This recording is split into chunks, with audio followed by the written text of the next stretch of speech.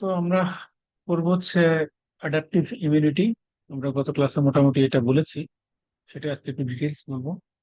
যে অ্যাডাপটিভ নামই হচ্ছে অ্যাডাপটিভ, যে অ্যাডাপ্ট করতে পারে প্রতিবার রেসপন্সের সাথে, যেটা আরো আগের থেকে ভালো। মানে প্রতিবার ইনফেকশনের সাথে, যেটা একই অর্গানিজম যদি ইনফেকশন হয় তাহলে আগের চেয়ে আরো ভালো রেসপন্স দিন, অ্যাডাপ্ট করে নেবে। এবং এটা খুবই স্পেসিফিক। যদি আমার একসাথে দুইটা অ্যান্টিজেন ঢোকে, দুইটা অ্যান্টিজেনের বিরুদ্ধে দুই রকমের অ্যান্টিবডি তৈরি হবে, যেটা স্পেসিফিক। কিন্তু ইনেরটা হচ্ছে স্পেসিফিক না। কারণ যে যত অ্যান্টিবডি অ্যান্টিজেনই ঢুকুক শরীরে, দেখা যাবে যে ওই ম্যাক্রোফেজের যে ফ্যাগোসাইটোসিস এটাই করতেছে সবার জন্য সেম, বা ইনফ্লামেশন যেটা হইতেছে সবার জন্য সেম। কিন্তু অ্যাডাপটিভ হচ্ছে এটা স্পেসিফিকলি রিয়েক্ট করে। তো আমরা গতদিন যেটা বলি নাই সেটা হচ্ছে এই যে cells and tissue of immunity আর কি। এটা বলার কিছু না, এটা মোটামুটি আপনারা সবাই জানেন।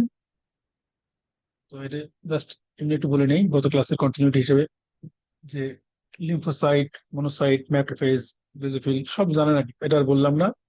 Tissue of the immune system, primary আর সেকেন্ডারি আমরা জানি এটা, যে সেন্ট্রাল আর হচ্ছে পেরিফেরাল।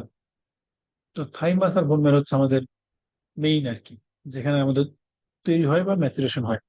বোন ম্যারোতে সব ধরনের সেল তৈরি হয়, সেখান থেকে টি সেলটা থাইমাসে গিয়ে ম্যাচিউর হয়, আর বি সেলটা বোন ম্যারো দিয়ে ম্যাচিউর হয়। আর সেকেন্ডারি কিছু লিম্ফয়েড অর্গান আছে, লিম্ফ নোড, স্প্লিন, তারপরে যে মিউকোসাইটোসিড লিম্ফয়েড টিস্যু, এমএএলটি যেটা বলি আমরা, বা গার্ড অ্যাসোসিয়েটেড লিম্ফয়েড টিস্যু, এইসব। তো এটা নিয়ে আর কথা না বাড়াই, সরি। এই ফিগার আমরা গত ক্লাস দেখাইছি, তবু দিয়েছি, যেহেতু এই ক্লাস পড়তে এটা লাগতে পারে। যখন আপনারা এই ক্লাসটা মানে আবার দেখবেন, তখন এটা চোখ বুলাইলে আপনাদের জন্য সুবিধা, সেজন্য জাস্ট অ্যাড করে দিয়েছি। সেকেন্ডারি লিম্ফোয়েড অর্গান যেটা আমাদের লিম্ফ নোড। লিম্ফ নোডটা দেখেন, এটা হচ্ছে লিম্ফ নোড একটা।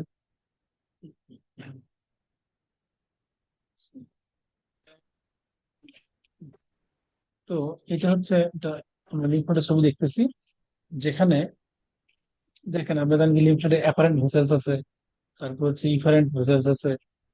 তো এদিক দিয়ে আসবে। আর আচ্ছা, লিম্ফটা তৈরি হয় কিভাবে আমরা কিন্তু এটা অনেকবার বলেছি। হ্যাঁ, মানে অন্য ক্লাসে বলেছি হয়তো, এখানে না বললেও। সেটা হচ্ছে সিরিয়াস পড়ানোর সময় সম্ভবত বলেছিলাম, জাস্ট এটা শর্টকাট বলি। ধরেন এটা আমার একটা ব্লাড ভেসেলস, ক্যাপিলারি আর কি। এটা আর্টারিয়াল এন্ড, এটা হচ্ছে ভেনাস এন্ড। তো আর্টারিয়াল এন্ড হাইড্রোস্ট্যাটিক বেশি থাকার কারণে ফ্লুইড কিছু এমনিতে কিছু লিকেজ হয়, ভেনাস এন্ডে কিছু ব্যাক করে আর কি। তারপরে কিছু ফ্লুইড এই যে স্পেসে থেকে যায়, এটা নাম হচ্ছে ইন্টারস্টিশিয়াল স্পেস বা ইন্টারস্টিশিয়াল টিস্যু, ইন্টারস্টিশিয়াম।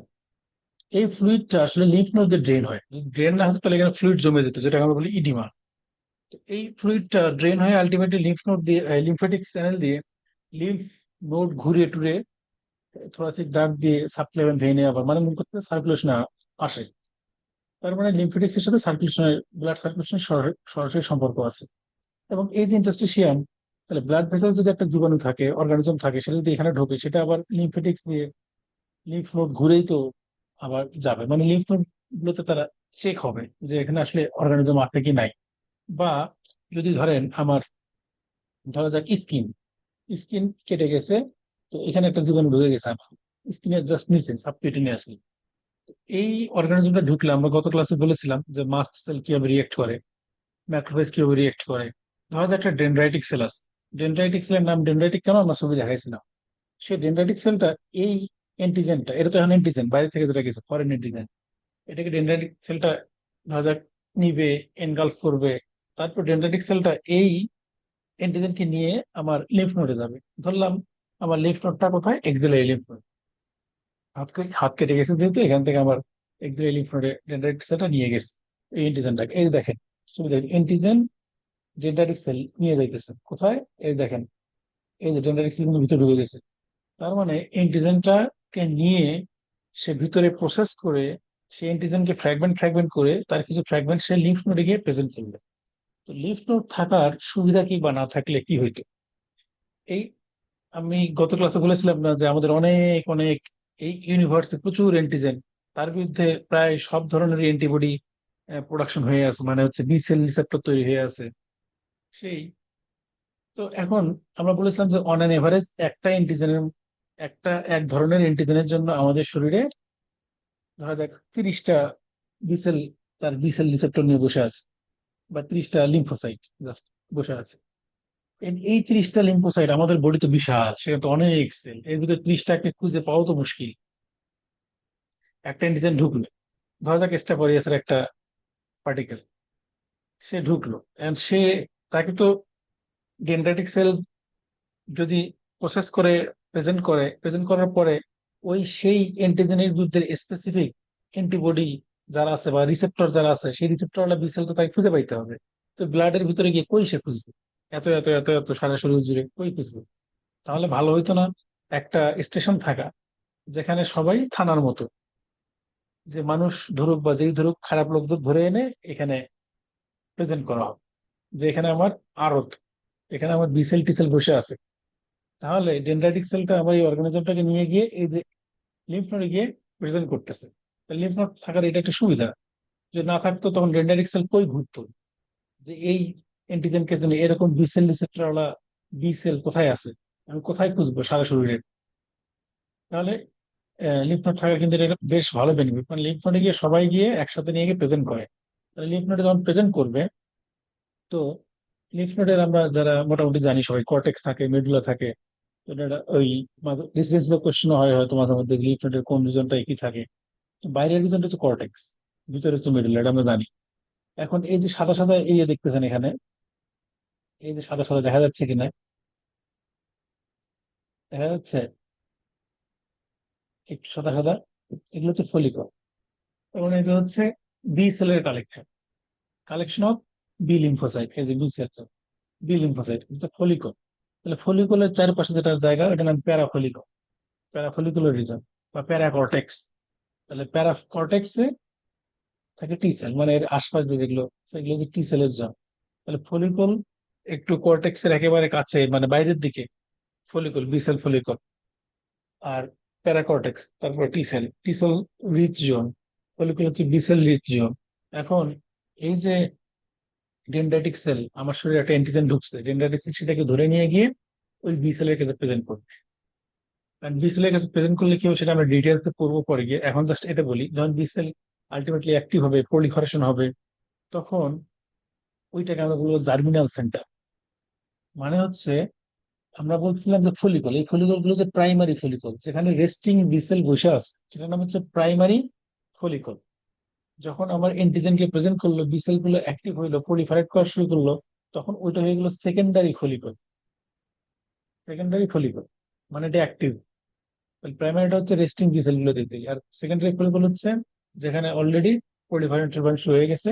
তখন ওই সেন্টারটাকে আমরা বলি জার্মিনাল সেন্টার, তখন জার্মিনেশন হচ্ছে, প্রোডাকশন হইতেছে। তাহলে কর্টেক্স, প্যারাকর্টেক্স হচ্ছে T sell zone, cortex sorry ওই মানে ফলিকল হচ্ছে বি সেল জোন। আর যদি বলে বাইরের দিকে কোন জোন, তাহলে বলতে পারেন বি সেল জোন, আর ভিতরের দিকে হচ্ছে টি সেল জোন। তারপর হচ্ছে ভিতর মেডুলা। আচ্ছা, টাইম আছে কি আমরা একটু করবো এই জিনিসটা? তো আমার মনে হয় লিফ নোড নিয়ে এখানে এতটুকু বললেই চলবে। এই যে এখানেও দেখেন ফলিকুলের ছবি টবি আছে। আচ্ছা, আরেকটা জিনিস সেটা হচ্ছে, এই যে ক্যাপসুল থাকে, হ্যাঁ, ক্যাপসুল মানে যে অ্যাফারেন্ট, ধরেন অ্যাফারেন্ট আর লিম্ফেটিক ঢুকছে, এই যে উপরে সবুজ কালার যেটা, এটা ক্যাপসুল মানে হচ্ছে মানে পর্দা। ক্যাপসুলের নিচে একটা সাইনাস থাকে, এই যে দেখেন একটু দেখা যাচ্ছে হয়তো এখানে, যে লিফ সেল এবং এই যে ক্যাপসুলের মাঝখানে সাদা একটা লাইনের মতো, এটা হচ্ছে সাব ক্যাপসুলার সাইনাস। সাইনাস মানে ধরেন ওই ভেসালিয়ার।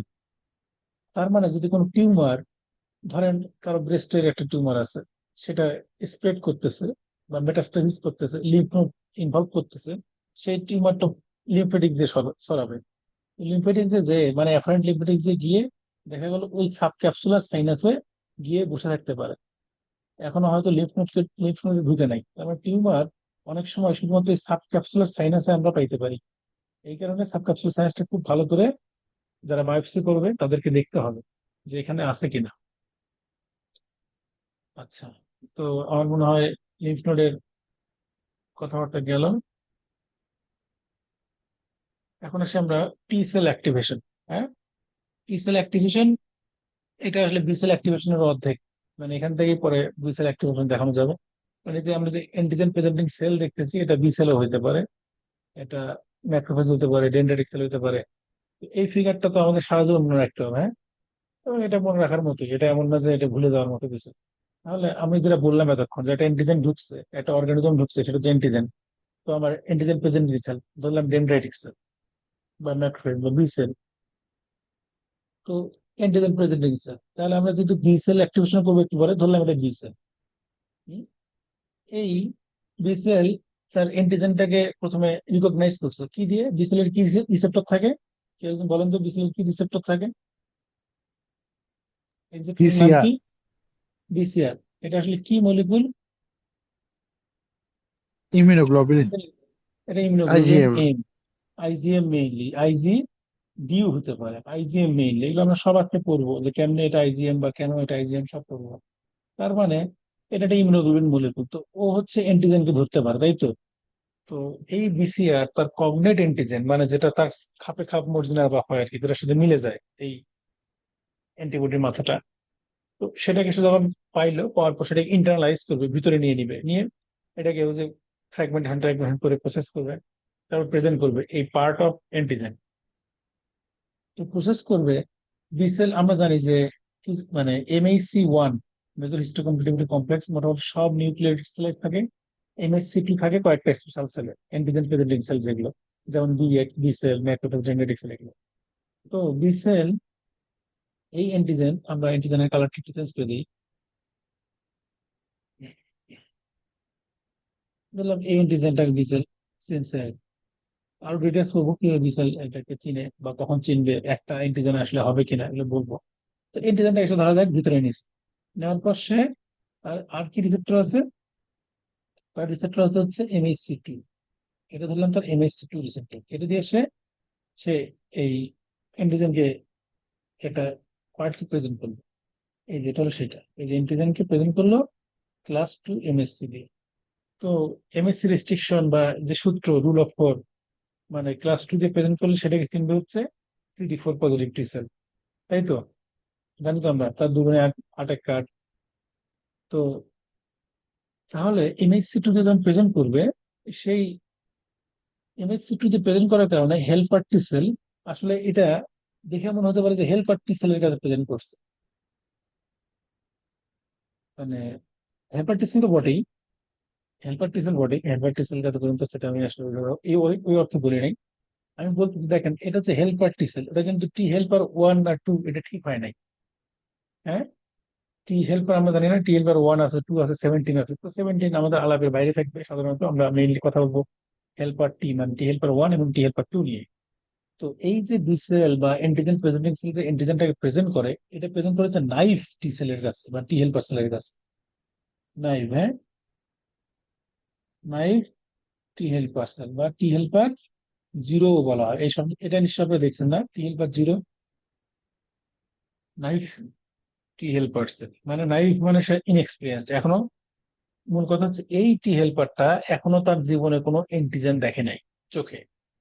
চোখে মানে টি হেল্পারের চোখ হচ্ছে TCR, টি সেল রিসেপ্টর। এই টি সেল রিসেপ্টর দিয়ে সে কোনো প্রকার অ্যান্টিজেনকে এখনো তার জীবদ্দশায় দেখে নাই। সে হচ্ছে নাইভ টি হেল্পার 0, মানে সে এখনো ডিফারেন্সিয়েট হয় নাই যে সে কি 1 হবে নাকি 2 হবে। এটা হচ্ছে নাইভ টি হেল্পার সেল। তো এরা এই নাইভ টি হেল্পারের কাছে প্রেজেন্ট করে, প্রেজেন্ট করলে তখন নাইভ টি হেল্পার সারাউন্ডিং কিছু জিনিসপত্র আছে, সাইটোকাইন স্ট্যাটোকাইন, এর উপর ডিপেন্ড করে সে ঠিক করে সে কি 1 হবে নাকি 2 হবে। ঠিক আছে? তো এখন ধরলাম সে টি হেল্পার 1 হয়েছে। কারণ এই হেল্পারটি সে কি করবে যখন এই স্টিমুলাসটা পাবে? ভালো কথা। আর কিছু আমরা জানি, আরো কিছু স্টিমুলাস আছে, যেমন এই যে টি হেল্পার সেলের থাকে CD4। CD4 এ বাইন্ড করবে MHC2 এর সাথে, এই যে আমরা তো এটা জানি, CD4 আর MHC2। এটা কিভাবে থাকে এগুলো আমরা দেখাবো। তাহলে CD4 দিয়ে MHC2 এর সাথে বাইন্ড করলো, আবার এই MHC2 যে অ্যান্টিজেন প্রেজেন্ট করলো তার সাথে TCR বাইন্ড করলো। এখন এটা একটা স্টিমুলাস হইলো, কিন্তু আরো একটা স্টিমুলাস লাগবে, যেটাকে আমরা বলি কো স্টিমুলাস বা কো স্টিমুলেশন লাগবে। তাছাড়া টি সেল অ্যাক্টিভ হবে না। কো স্টিমুলেশন ছাড়া অ্যাক্টিভ হলে ঝামেলা হয়ে যেত। কি ঝামেলা কে বলতে পারেন? ধরেন কো স্টিমুলাস ছাড়াই টি সেল যদি অ্যাক্টিভ হইতো, কি ঝামেলা? আচ্ছা, ঝামেলাটা হচ্ছে যে তখন টি সেল এমনি এমনি অ্যাক্টিভ হয়ে যেতে পারতো। মানে যে দেখা যাচ্ছে একটা হার্মলেস সাবস্টেন্স, সেটা দিয়ে হয়তো কোনো মতে ধরা যাক বি সেল কোনো কারণে প্রেজেন্ট করছে, আমাদের বডি সেল বা হার্মলেস অ্যান্টিজেন টি সেল অ্যাক্টিভ হয়ে গেছে, কারণ চিন্তা করছে এমএসসি প্রেজেন্ট করছে এই কারণে। তো মানে বলা যাচ্ছে তাহলে কোস্টিমুলেশনটা এক ধরনের ফেল সেভ মেকানিজম আর কি, সেকেন্ড লেয়ার অফ মানে দ্বিতীয় স্তরের নিরাপত্তা, যাতে টি সেল হুদাই হুদাই অ্যাক্টিভ না হয়। টি সেল হুদাই অ্যাক্টিভ হলে তো ঝামেলা, অটো কিন্তু বৃষ্টি হবে। তাহলে এই যে B7 সাথে তো CD28, তাহলে এটা আমাদের মনে রাখতে হবে, কোস্টিমুলেশনটা কি সেকেন্ড স্টিমুলেশন, B7 আর CD28। যখন এই স্টিমুলাস গুলো পাইলো তখন হেল্পার টি সেল রিলিজ করলো কি ইন্টারলিউকিন 2। ইন্টারলিউকিন 2 সে রিলিজ করে, ইন্টারলিউকিন 2 রিসেপ্টর সে বানায় আর কি, নিউক্লিয়াস থেকে তো সব আসে, মানে প্রোটিন দিয়েই তো। ইন্টারলিউকিন 2 রিসেপ্টর নিজের উপরে কাজ করবে, এক্সেপ্টর উপরে ইন্টারলিউকিন 2 কাজ করবে, আবার সে সাইটোটক্সিক টি সেলকে অ্যাক্টিভ করবে। এটা একটা গেল। এখন যদি এই যে আমরা জানি টি হেল্পার 1 কি আর কি রিলিজ করে, ইন্টারফেরন গামা। কিন্তু টি হেল্পার 1 হয় ইন্টারফেরন গামা রিলিজ করবে, সেই ইন্টারফেরন গামা আবার ম্যাক্রোফেজকে অ্যাক্টিভ করে। তো এটা যদি বিসেল না হয় ম্যাক্রোফেজ হতো, ধরা যাক কথার কথা, তাহলে সে ম্যাক্রোফেজকে অ্যাক্টিভ করতো, বা ম্যাক্রোফেজ যদি ওটাকে চিনে ফেলে তাহলে ম্যাক্রোফেজকে অ্যাক্টিভ করবে। এখন যদি টি হেল্পার 2 হইতো তাহলে কি হইতো, টি হেল্পার 2 আর কি রিলিজ করে, আমাদের কমন গুলো আমরা পড়তেছি কিন্তু, ইন্টারলিউকিন 4, ইন্টারলিউকিন 5। ইন্টারলিউকিন 4 আর 5 যদি রিলিজ হয়, আমরা জানি এই ইন্টারলিউকিন 4, 5 এগুলো হচ্ছে B cell growth and differentiation factor. মানে এইটা অ্যাক্টিভ হয়ে সে রিলিজ করতে ইন্টারলিউকিন 4 এবং 5, এই 4, 5 আবার অ্যাক্টিভ করতে থাকে এই বি সেল গ্রোথ এবং ডিফারেন্সিয়েশন ফ্যাক্টর। তার মানে বি সেল গ্রোথ হবে, প্রলিফারেশন হবে, ডিফারেন্সিয়েট হবে প্লাজমা সেলে, তারপর অ্যান্টিবডি তৈরি হবে। কিন্তু এখানে একটা কথা বলা হয় নাই, যদি বি সেল থেকে অ্যান্টিবডি তৈরি হতে হয়, প্লাজমা সেল তৈরি হতে হয়, বা মেমোরি সেল তৈরি হতে হয়, এসব করতে গেলে বি সেলের শুধুমাত্র এই মানে শুধু এতটুকুতেই হবে না, কিন্তু আরেকটা স্টিমুলেশন আছে, এটা হচ্ছে CD40 আর CD40L। CD40 তাকে হচ্ছে বি সেলের, আর টি সেলের থাকে হচ্ছে CD40L লাইগ্যান্ড। এই দুটো যখন বাইন্ড হবে তখন আলটিমেটলি বি সেলের ওই ফার্দার অ্যাক্টিভিটি গুলো হবে, তাছাড়া হবে না, অতটুকু যাবে না তাছাড়া। তাহলে এখন এতটুকু বুঝছে কিনা, বুঝলে আমরা পরে দফায় দফায় তো আলোচনা হবে। আচ্ছা এটা একটু বলে নেই, তাহলে ভাইরাস, এটা যদি আসি পেস্টা ভাইরাস ইনফেক্টেড সেল যদি থাকে কোনো, বা টিউমার সেল বা গ্রাফট ইনফেকশন যেগুলো হয়, ভাইরাস ইনফেক্টেড সেল সে প্রেজেন্ট করে কি দিয়ে, তার তো আর এমএসসি নাই আর কি, কারণ সে তো ম্যাক্রোফেজ বি সেল এগুলো না। তাহলে ক্লাস 1 দিয়ে প্রেজেন্ট করবে, ক্লাস 1 দিয়ে প্রেজেন্ট করলে চিনবে কে, সাইটোটক্সিক টি সেল। এটাকে চিনবে টিসিআর দিয়ে, ভালো কথা। আর সাথে কি CD8 দিয়ে চিনবে MHC1 কে, তো নর্মাল আমরা জানি। তাহলে এটা অ্যাক্টিভ হয়ে পরে তার ভূমিকা সে পালন করবে। তাহলে এই যে কোয়েশ্চেন আমরা লিখে দিয়েছি এখানে, যখন দেখবেন করবেন এই যে লেখা আছে B7 আর হচ্ছে CD28, এই কোয়েশ্চেনটা লাগবে। এই যে নাইট টিসেল এটা লিখে দিয়েছে, এই যে এই কথাটা লেখা আছে এই যে সেকেন্ড সিগন্যালটা না থাকলে কি হতো, এই যে লেখা আছে এটা, হ্যাঁ?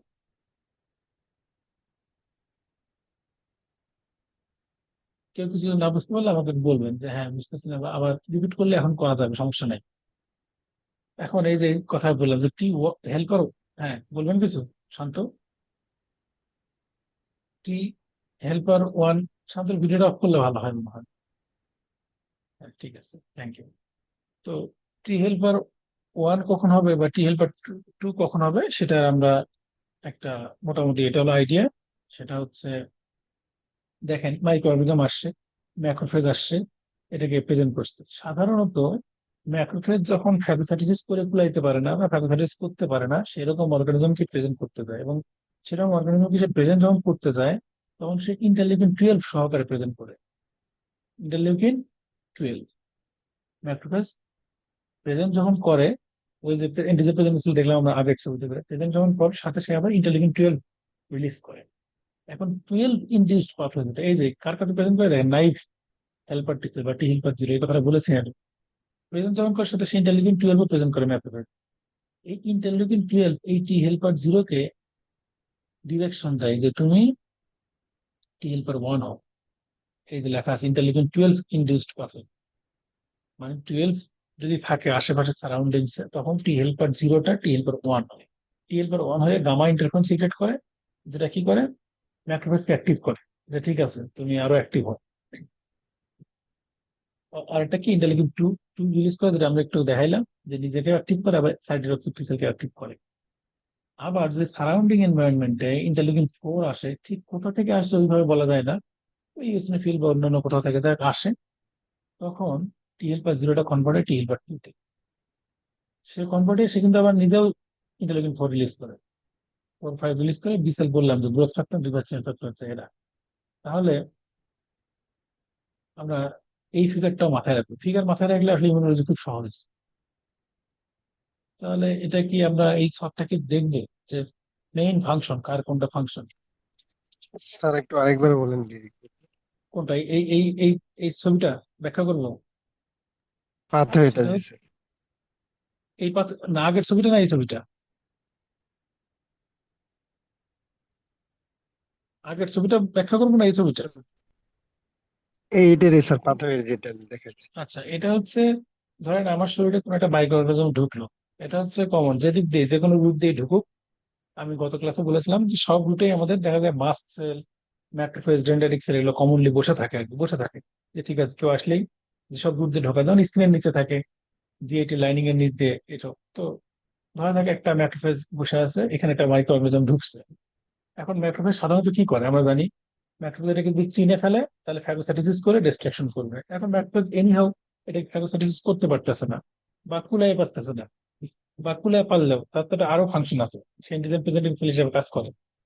তো সাধারণত সে যখন এন্টিজেনকে প্রেজেন্ট করে, প্রেজেন্ট মানে হচ্ছে ম্যাক্রোফেজ ধরেন একটা এন্টিজেনকে বাইন্ড, প্রথমে চিনবে, রিকগনাইজ করবে তার রিসেপ্টর দিয়ে। ধরো একটা টোল লাইক রিসেপ্টর, এরকম অনেক রিসেপ্টর আছে, node like receptor, toll like receptor.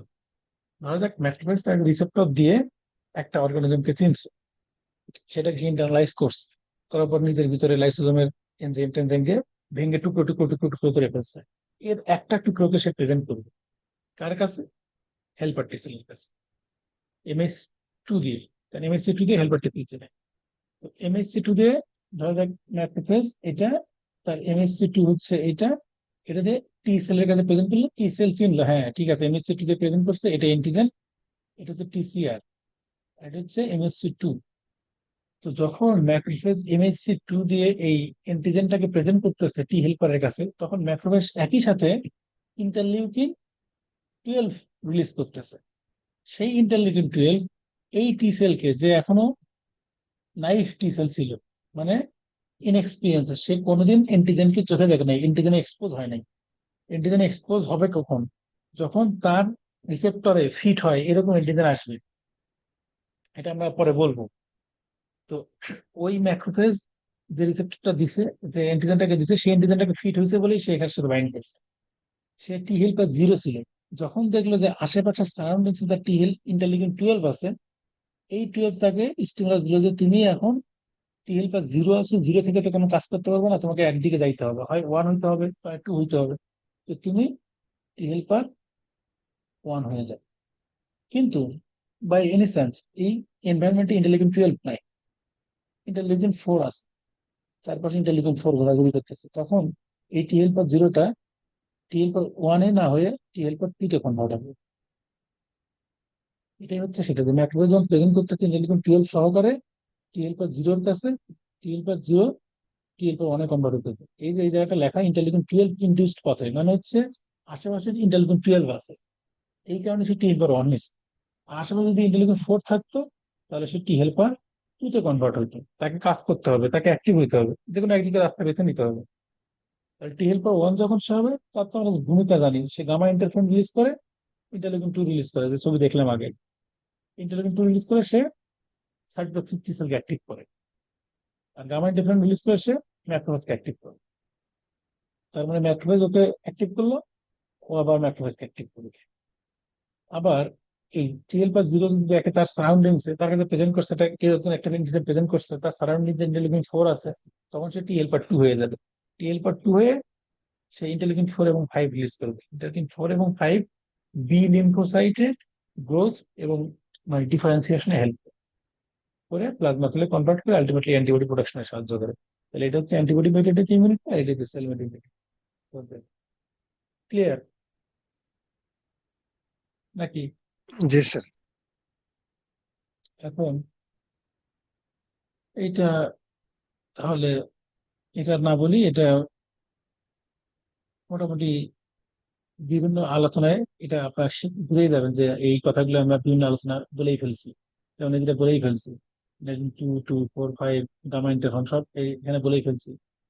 Property কি, এগুলো মোটামুটি আপনার মনে হয় বুঝে যাবেন। না বুঝলে আমাকে তো মেসেঞ্জার কোশ্চেন করতেই পারবেন, এটা বুঝে যাওয়ার কথা আর কি, সেজন্য আর এটা বললাম না।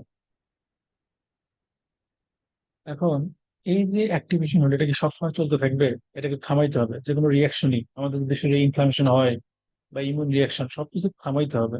ঠিক আছে, এখন তোমার কাজ শেষ, এখন আর লাগবে না, থেমে যাও। তাহলে থামবে কিভাবে? থামবে হচ্ছে এই যে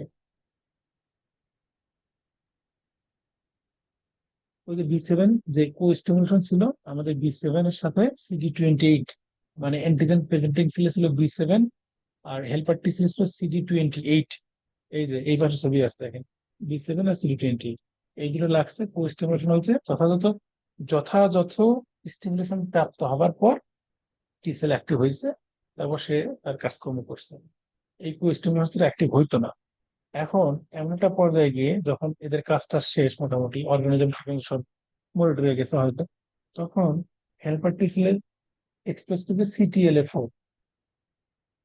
CTLA4, CTLA4 তখন এই বিষ এর সাথে বাইন্ড করবে। কাকে ধাক্কা দিয়ে সরাই দিবি? CD28 কে ধাক্কা দিয়ে সরাই দিবি। B7 এর সাথে ছিল CD28, CTLA4 এসে CD28 কে সরাই দিয়ে নিজে বাইন্ড করবে, কারণ তার অ্যাফিনিটি বেশি। B7 যখন CD28 কে সরাই দিয়ে CTLA4 এর সাথে বাইন্ড করবে, তখন ওর অ্যাক্টিভিটি বন্ধ হয়ে যাবে, মানে সিলেকশন হয়ে যাবে। এটা হচ্ছে টি সেলকে থামাই দিলাম আর কি, যে কাজ শেষ, এখন আপাতত অবজার্ভ। এখন অরিজিনটা করবো, হ্যাঁ। বি সেল এবং টি সেলের অরিজিন, অরিজিন আমরা সবাই জানি বোন ম্যারো থেকে অরিজিন করে সব সেল। তারপর থাইমাসে গিয়ে ম্যাচিউর হয়েছে টি সেল, থাইমাসে গিয়ে থাইমাস থেকে হইতে পারে সাইটোপ্লাজমিক টি সেল অথবা helper T cell. Helper T cell intelligent two দিয়ে সাইটোপ্লাজমকে অ্যাক্টিভ করে, এগুলো আমরা জানি। বোন ম্যারো থেকে তৈরি হয়, বোন ম্যারোতে ম্যাচিউর হয়, এগুলো বি সেল। বি সেল থেকে আলটিমেটলি প্লাজমা হয়, অ্যান্টিবডি তৈরি হতে পারে, এটা সহজ জিনিস। এখন থাইমিক এডুকেশন, হ্যাঁ, যে শিক্ষা গ্রহণ করে যে থাইমাসে টি সেল, সেটা কি হবে? ছবিটা এত, এই ছবিগুলো আসলে দিয়েছি, মানে এমন না যে এটা মানে কঠিন জন্য বা এনেছি এরকম না। মানে মূল কথা হচ্ছে, ধরেন আমি এটা করলাম বা আপনি এটা তো এই ছবি দেখছেন, এই ছবিটা দেওয়ার উদ্দেশ্য হচ্ছে যে আপনি আরো একটু ভালোভাবে জানতে চান, তাহলে আপনি যখন করবেন তখন যাতে এই ছবিটা দেখতে পারেন, এটা হচ্ছে সেই উদ্দেশ্যে নেওয়া। তো সহজ হচ্ছে ডান পাশের ছবিটা, সেটা হচ্ছে বোন ম্যারোতে আমাদের যে কোনো স্টেম সেল আছে। বোন ম্যারোতে কি আছে? Haematopoietic stem cell. Stem cell কি আমরা জানি নিশ্চয়ই সবাই, না? স্টেম সেল হচ্ছে এমন একটা সেল যেটা যখন ডিভাইড করে, সেই ডিভাইশন যখন করে তখন তার নিজের বংশ মেনটেন করে, সাথে একটা সেলকে ডিফারেন্সিয়েশনে পাঠায়, বা নিজের পপুলেশন সে মেনটেন করে। মনে করা যাক এটা একটা স্টেম সেল। স্টেম সেল থেকে তো যে কোনো ধরনের সেল হইতে পারে সাধারণত। তো এর উপর ভিত্তি করে নাম আছে, সেটা আজকে আলোচনা করা যাবে না, টোটিপোটেন্ট মাল্টিপোটেন্ট স্টেম সেল কেন। তাহলে স্টেম সেল ডিভিশন হলো, হইলে একটা সেল হবে এইরকম, জাস্ট আরেকটা স্টেম সেলের ক্যারেক্টারিস্টিক্স নিয়ে বলা হবে, আরেকটা সেল হবে কিরকম, অন্য কোনো সেল হবে হয়তো, এখান থেকে হয়তো কি হিপাটোসাইট হতে পারে, বা অন্য কোনো সেল, ফাইব্রোব্লাস্ট হতে পারে। তো মানে হচ্ছে একটা ডিফারেন্সিয়েট হবে, একটা আবার নিজের পপুলেশন মেনটেন করবে, এটা stem cell. Haematopoietic stem cell থেকে আমরা জানি মাইলয়েড সিরিজের সেল আছে কিছু, লিম্ফয়েড সিরিজের সেল আছে কিছু। লিম্ফয়েড সিরিজের সেল থেকে মানে মানে কমন লিম্ফয়েড প্রিকারসর যেগুলো B cell, T cell, NK cell, এগুলো তৈরি হবে। সেই কমন লিম্ফয়েড প্রিকারসর, এখান থেকে লিম্ফয়েড যে স্টেম সেল আছে, সেই লিম্ফয়েড স্টেম সেলটা চলে যাবে কোথায়? থাইমাস।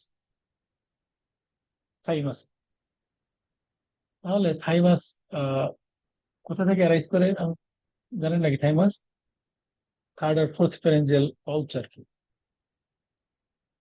থাইমাসে যখন যাবে, এই যে তাহলে লিম্ফয়েড স্টেম সেল যেটা, সেটা হচ্ছে ডাবল নেগেটিভ বলি আমরা, ডাবল নেগেটিভ। মানে হচ্ছে একটা, এই যে CD4, CD8, এগুলো আসলে protein, cluster of differentiation protein. মানে হচ্ছে আমাদের শরীরের যত কোষ আছে সবারই তো একই ধরনের ক্রোমোজোম, সবারই তো 46টা ক্রোমোজোম, সবারই তো একই ডিএনএ, সবার তো একই জিন নাকি? সব সেলেই একই রকম। তাহলে কেউ কেউ বলতে পারেন যে যে আমাদের হেপাটোসাইট অ্যালবুমিন তৈরি করতেছে, কিন্তু আমাদের স্কিনের কোষ অ্যালবুমিন তৈরি করতেছে না কেন? একই জেনেটিক মেশিনারি, একই জেনেটিক সেটআপ, কেন এরকম হচ্ছে? কি বলতে পারেন?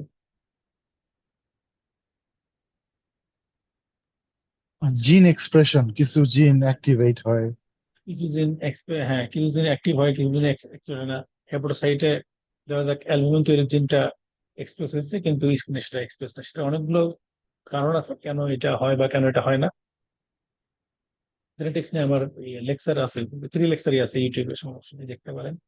তাহলে মূল কথা হচ্ছে এটা, তাহলে সবারই একই মানে জিনিসপত্র। তো এর কারণে দেখা যায় টি সেলে যে জিনগুলো অ্যাক্টিভ, সেই জিনগুলো সবগুলো বি সেলে অ্যাক্টিভ না। বি সেলে যারা অ্যাক্টিভ টি সেলে না। যেমন বি সেল অ্যান্টিবডি তৈরি করতে পারে, টি সেল তো পারে না। তাহলে বি সেলের এই অ্যান্টিবডি তৈরির জিনটা অ্যাক্টিভ, এক্সপ্রেস করতেছে, টি সেল এক্সপ্রেস করতেছে না। এই যে প্রোটিন গুলা, এই প্রোটিন গুলো দেখে আমরা কিন্তু ডায়াগনোসিস করতে পারি বিভিন্ন রোগ। বিভিন্ন রোগও আমরা ডায়াগনোস করতে পারবো। ধরা যাক একটা লিম্ফোমা, একটা লিম্ফোমা হয়েছে কারো। কেন বলতেছি, এই ইমিউনোলজির সাথে তো ইমিউনোহিস্টোকেমিস্ট্রি সম্পর্ক আছে, আমরা হয়তো লাস্ট ক্লাসে এটা বলবো। এখন একটু হিন্টস দিয়ে রাখি যে এই ধরা যাক আমার টি সেল একটা প্রোটিন তৈরি করছে, নির্দিষ্ট প্রোটিন, সেটার নাম কি CD3। তো আমি যদি কোনোভাবে দেখতে পারি, কোনো পরীক্ষা পরীক্ষা দিয়ে, কি পরীক্ষা সেটা আমি পরে বলবো না অন্য ক্লাসে, কোনো পরীক্ষা দিয়ে আমি যদি বুঝতে পারি যে এই কোষটায় CD3 প্রোটিন তৈরি হচ্ছে, তার মানে আমি ধরে নিতে পারবো মোটামুটি যে এটা তাহলে টি সেল হয়তো। কারণ আমি লিম্ফোমাতে আলাদা করতে পারতেছি না যে এটা বি সেল নাকি টি সেল লিম্ফোমা, কারণ ট্রিটমেন্ট আলাদা। তাহলে আমার তাহলে আমাদের আলাদা করে জানতে হবে যে কোন ধরনের লিম্ফোমা হচ্ছে কোন সেল দিয়ে। তাহলে আমি দেখি CD3 প্রোটিন আছে, তাহলে ধরবো হয়তো টি সেল হতে পারে। CD4 যদি পাইলাম তাহলে ভাবতে পারি এটা কি হেল্পার টি সেল। আর CD8 প্রোটিন যদি পাই তাহলে ভাবতে পারি এটা সেন্ট্রোজিক টি সেল। তাহলে এই প্রোটিন গুলো মানে হচ্ছে এই, মানে এক এক সেল এক এক রকম প্রোটিন তৈরি করবে। তো এই যে টি সেল, ও তো সাধারণত CD3 থাকার কথা, আর হেল্পার হলে CD4 থাকবে, সাইটোক্সিক হলে CD8 থাকবে, এই প্রোটিন গুলো থাকবে, এক্সপ্রেস করবে। কিন্তু যে লিম্ফয়েড স্টেম সেলটা গেল থাইমাসে, তার তো এখনো কিছুই তৈরি হয়নি, সেটা এখনো বাচ্চা। তো তার হচ্ছে ডাবল নেগেটিভ, মানে কি তার CD4 নাই, CD8 নাই, এবং তার টি সেল রিসেপ্টরও নাই। এতই বাচ্চা যে তার টি সেল রিসেপ্টরটাও নাই। 4-8 তো পরে, আগে রিসেপ্টর আছে, সেই সরি, রিসেপ্টরটাও নাই। তাহলে এটাই আমরা বলছি ডাবল নেগেটিভ। যদিও এটা ট্রিপল নেগেটিভ বলা যেত, কিন্তু আসলে যেহেতু আমাদের হিসাব হচ্ছে 4 আর 8 নিয়ে, এই দুটো যেহেতু নেগেটিভ, ওই জন্য এটা ডাবল নেগেটিভ। এবং টি সেল রিসেপ্টর নাই, তাহলে যে ছবি দেখি বোঝা যাচ্ছে CD4 মাইনাস, CD8 মাইনাস, টি সেল মাইনাস, মানে কোনটাই নাই। এখন এরপর এরা হয়ে যাবে ডাবল পজিটিভ। ম্যাচুরেশনের ধাপে ধাপে ধাপে ধাপে ম্যাচুরেশন হচ্ছে। তো তো প্রথমে ছিল ডাবল নেগেটিভ, এরপর দুটো কি করে ফেলছে, ডাবল পজিটিভ একবার করে ফেলছে সাথে TCR। আসলে ঘটনা হচ্ছে TCR টা আগে ডেভেলপ করে, তারপর ওই দুটো পজিটিভ হয়। এই যেখানে মনে হয় একটু আছে সেটা, মানে এই ফিগারটা, এটা একটা কারণ। যদি কেউ একটু ডিটেলস জানতে চান তাহলে এটা পড়বেন। এখন আর এত ডিটেলস বলতেছি না, কারণ মনে রাখতে পারবেন না। তাহলে ডাবল পজিটিভ হইলো, সাথে TCRও আসলো। এখন ভালো কথা, এখন কি হচ্ছে, এখন হচ্ছে সেই শিক্ষা দীক্ষা শুরু। এখন হবে পজিটিভ সিলেকশন আর হচ্ছে নেগেটিভ সিলেকশন। সেটা হচ্ছে যে টি সেলটা, এই দেন পজিটিভ সিলেকশন, যে টি সেলটা সেলফ এমএইচসি প্রোটিনের সাথে রিয়েক্ট করবে, সেলফ এমএইচসি প্রোটিনের সাথে রিয়েক্ট করবে। দেখেন তো আমরা এতক্ষণ যে ছবিগুলো দেখলাম, ছবিগুলো সবগুলো আমরা দেখি না যে একটা এন্টিজেন প্রেজেন্ট সেল MHC2 দিয়ে প্রেজেন্ট করতেছে, টি সেল রিসেপ্টর TCR দিয়ে সেটাকে চিনতেছে। তার মানে MHC2 তো আমার শরীরের, ওই টি সেল রিসেপ্টর তো সেটাকেই চিনছে। তার মানে কিছু টি সেল থাকতে হবে যারা এই কি বলে MHC কে চিনবে, সেলফ MHC। আমার শরীরের MHC1 বা MHC2 একে চিনতে হবে, তাদেরকে আমি রেখে দিই। আচ্ছা, একটা কথা বলে নিই, এটা চিনবে কিভাবে, এগুলো আসলে চেনাচুনি ঘটনা ঘটতেছে কিভাবে? আসলে থাইমাসে থাইমিক এপিথেলিয়াল সেল, ওরা আসলে ডেন্টারি সেলের মধ্যে চেহারা, এদের এরকমই ভদ্রলোক, এরকম চেহারা। তো ওরাই আসলে অ্যান্টিজেনটাকে প্রেজেন্ট করে MHC দিয়ে। তো সেই অ্যান্টিজেন প্রেজেন্ট সেল তো এরকম ধরনের এমএসসি প্রেজেন্ট করতেছে, এখন এটাকে আমার টি সেল, যেটা আমার এই যে CD4 ডাবল পজিটিভ, ও গিয়ে দেখা গেলো যে এমএইচসি কে চিনছে, এমএসসি দিয়ে যে অ্যান্টিজেনটাকে দিয়ে যে কমপ্লেক্সটা এটাকে চিনতেছে, এরকম ধরা যাক আমার 1000 টি সেল আসে বন্য থেকে, 1000-এর মধ্যে ধরা যাক আমার 100টা টি সেল আছে যারা এমএসসি কে চিনছে, নিজের এমএসসি কে, আর বাকিগুলো আমার এগুলো চিনতেইছে না, তাহলে ওকে মেরে ফেলতে হবে। যেগুলো চিনতেছে না, আমার যদি নিজের এমএসসি কে নাই চিনে, তাহলে আমার যখন ভবিষ্যতে গিয়ে আমার শরীর বিভিন্ন মাইক্রো অর্গানিজমকে নিজের এমএসসি তে প্রেজেন্ট করবে, তাকে তো চিনতে পারবে না। তো যে চিনতে পারবে না, যে কোনো কাজের না, যে কিছু করতে পারবে না, তাকে তো বাঁচার রাখার দরকার নেই, তাহলে তারা গ্রোথ সিগন্যাল পাবে না, তারা অ্যাপোসিসে মারা যাবে। এইটা হচ্ছে পজিটিভ সিলেকশন। পজিটিভ সিলেকশন তাহলে কি, যারা নিজের এমএসসি কে চিনতে পেরেছে তাদেরকে আমি বাঁচায় রাখলাম। তার মানে যারা নিজের এমএসসি কে চিনতে পেরেছে তাদেরকে সিলেক্ট করলাম, সিলেক্ট করে কি করলাম, যে তোরা বেঁচে থাক। তাহলে সিলেকশনটা কিরকম হলো, পজিটিভ সিলেকশন। এটা হলো পজিটিভ সিলেকশন। আমি সিলেক্ট করলাম কেন, যে তোমাদের চাকরি হয়েছে, তার মানে কি সিলেকশনটা পজিটিভ। আর যদি আমি এরকম করি যে এদেরকে সিলেক্ট করলাম, যে roll 1, roll 5, roll 10, roll 15, 20 select করে বললাম তোমরা বের হয়ে যাও, সিলেকশনটা কিরকম হলো, নেগেটিভ সিলেকশন, যে তোমাদের চাকরি নাই। তাহলে যেহেতু আমরা এমএসসির সাথে যারা নিজের সেলফ এমএসসি কে যারা চিনলো তাদেরকেই বাছাই করলাম বেঁচে থাকার জন্য, তারা হলো পজিটিভ সিলেকশন। যারা কোনো রিয়েক্ট করলো না, এমএসসি কে চিনলো না, তারা হচ্ছে নেগেটিভ, মানে ডিলিট হয়ে গেল। আচ্ছা গেল, এরপর আসি পরের ধাপ, এমএসসি ধাপ গেল। এখন এরপর যে এই যে এমএসসি প্রেজেন্ট করতেছে এন্টিজেন দিয়ে, এমএসসি কোন এন্টিজেন দিয়ে প্রেজেন্ট করবে, সারা শরীরে যে সব আমার এন্টিজেন আছে সেই সব দিয়ে প্রেজেন্ট করবে। এখন এই টি সেল রিসেপ্টর যদি নিজের শরীরের এন্টিজেনকে চেনে, মানে এন্টিজেনের সাথে রিয়েক্ট করে, তাহলে তো সমস্যা, এটা তো করা উচিত না। কারণ আমার শরীরে সেলফ এন্টিজেন, সেটাকে যদি টিসিআর রিয়েক্ট করে, তাহলে তো আমার শরীরের জন্য ক্ষতি। ওই সেলগুলোকে এবার বাছাই করবে, যারা কারা কারা আমার এন্টিজেনকে চিনতেছে। আসলে রিয়েক্ট করার শব্দটা এরকম হবে না, এটা আসলে বলা যায় টাইটলি বাইন্ড করে তারা। আসলে সবাই তো বাইন্ড করবে, তাছাড়া এমএইচসি কে চিনলো কিভাবে? টিসিআর যদি এমএইচসি কে চিনতে চায় তাহলে তো বাইন্ড করছি, যে টাইটলি বাইন্ড করে ওকেও বাদ দিতে হবে, যে বাইন্ডই করে না ওকেও বাদ দিতে, এরকম আর কি জিনিসটা। তো অত জটিলতা যাচ্ছে, শুধু একটুকুই সহজ করে বলি তাহলে, যে টিসিআর আমার সেলফ এন্টিজেনকে চিনতেছে সে আমার জন্য ক্ষতিকারক। কারণ সেলফ এন্টিজেনের বিরুদ্ধে তো তাকে অ্যাক্টিভ হইতে বলা হয় নাই। তার তো কাজ এমন হবে না যে সে সেলফ এন্টিজেনকে ধ্বংস করবে, সে ধ্বংস করবে ফরেন এন্টিজেন, মাইক্রো অর্গানিজম আসছে তাকে ধ্বংস করতে হবে। তো সে তা না করে আমার নিজের এন্টিজেনকে চিনে ফেলছে, তার সাথে শুট করছে, তার মেন রিসেপ্টরের সাথে। তখন সেটাকে আমি সিলেক্ট করলাম, সিলেক্ট করে কি করবো, মেরে ফেলবো। তাহলে সিলেকশনটা কিরকম, নেগেটিভ সিলেকশন হলো। এবং আলটিমেটলি এই যে যখন ওরা কর্টেক্স থেকে মেডুলা, থাইমাসেরও কর্টেক্স মেডুলা আছে, যখন ওরা কর্টেক্স থেকে, এটা কর্টেক্স হ্যাঁ, মেডুলাতে ঢুকবে, সেই সময়ে ওই একই কথা, এই টি সেলটা পজিটিভ সিলেকশন নেগেটিভ সিলেকশন পার হয়ে আসা টি সেলটা এখনো ডাবল পজিটিভ টি সেল, সর্বপ্রথম এই অবস্থায় সর্বপ্রথম সে যে এমএসসির কাছাকাছি আসবে, মানে MSc 2 অথবা MSc 1, যাকে সে প্রথম চোখে দেখবে বলা যায়, তার সাথেই প্রেম হয়ে যাবে। তাইলে সে যদি একটা MSc 2 দিয়ে তার কাছে প্রেজেন্ট করছে, এরকম কেউ একটা আসছে, তাহলে সে হয়ে যাবে CD4 পজিটিভ। যদি MSc 1 দিয়ে প্রেজেন্ট করা কেউ সে দেখে, তাহলে CD8 পজিটিভ। ক্লিয়ার নাকি ক্লিয়ার না? এই যে বোন ম্যারো, এখানে পুরোটা ডিটেলস দেওয়া হতো, তাই কি হচ্ছে, বোন ম্যারোতে এই যে স্টেম সেল, প্রিকারসর সেল মাইগ্রেট করলো ব্লাড দিয়ে, এই যে পুরোটা কর্টেক্স, থাইমিক কর্টেক্স, এই যে পুরোটা এই ছবিটা, এই যে টি সেল প্রিকারসর, ডিএন মানে হচ্ছে ডাবল নেগেটিভ, হ্যাঁ, ডাবল নেগেটিভ 1, মানে ফার্স্ট স্টেজ রয়েছে। এখানে এই যে টিসিআর তৈরি হতেছে, বললাম না প্রথমে টিসিআরটা তৈরি হয়, টিসিআর তৈরি হতেছে, তারপর ডিএন2, টিসিআর কমপ্লিট হচ্ছে, মানে রিসেপ্টরটা কমপ্লিট হচ্ছে, তারপর ডাবল নেগেটিভ 3, তারপর হচ্ছে ডাবল নেগেটিভ 4, এই তো তারপর ডাবল নেগেটিভ এরপরে চলে আসছে, যে অর্ধেক নেগেটিভ সিলেকশন এরপরে গিয়ে। তো এটা আমরা লিখেও দিছি, সমস্যা নাই, ভুলে গেলে সমস্যা নাই। ক্লিয়ার কিনা সেটা বলেন, ক্লিয়ার হলে আমরা পরে বুঝে আগাবো।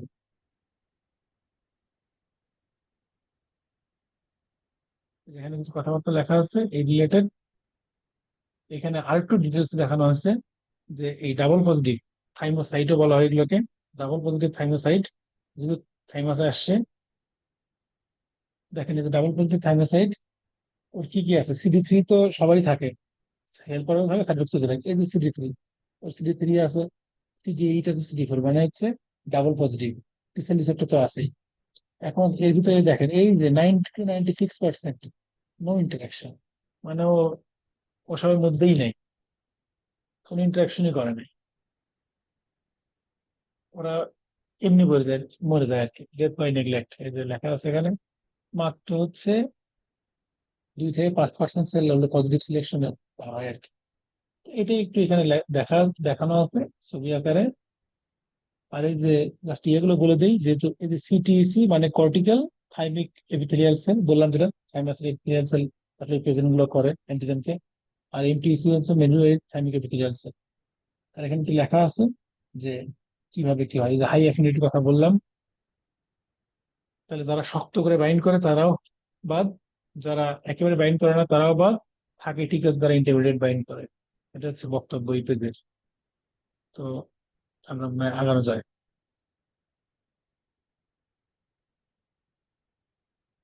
আচ্ছা, তাহলে পজিটিভ সিলেকশন যেটা আমি বললাম, যে টি সেলটা নিজের MHC কে চিনে, তাকে আমি সিলেক্ট করতেছি বেঁচে রাখার জন্য, তাহলে সিলেকশনটা পজিটিভ সিলেকশন। তার মানে এটা ঠিক করে দিতেছে, এটার ফলে আলটিমেটলি তৈরি হইতেছে হচ্ছে MHC রেস্ট্রিকশন। MHC রেস্ট্রিকশন কি? এই যে CD4 সেল MHC2 দিয়ে প্রেজেন্ট করলেই কেবল CD4 টাকে চিনবে, MHC1 দিয়ে প্রেজেন্ট করলেই কেবল তাকে CD8 চিনবে, এটা হচ্ছে MHC রেস্ট্রিকশন।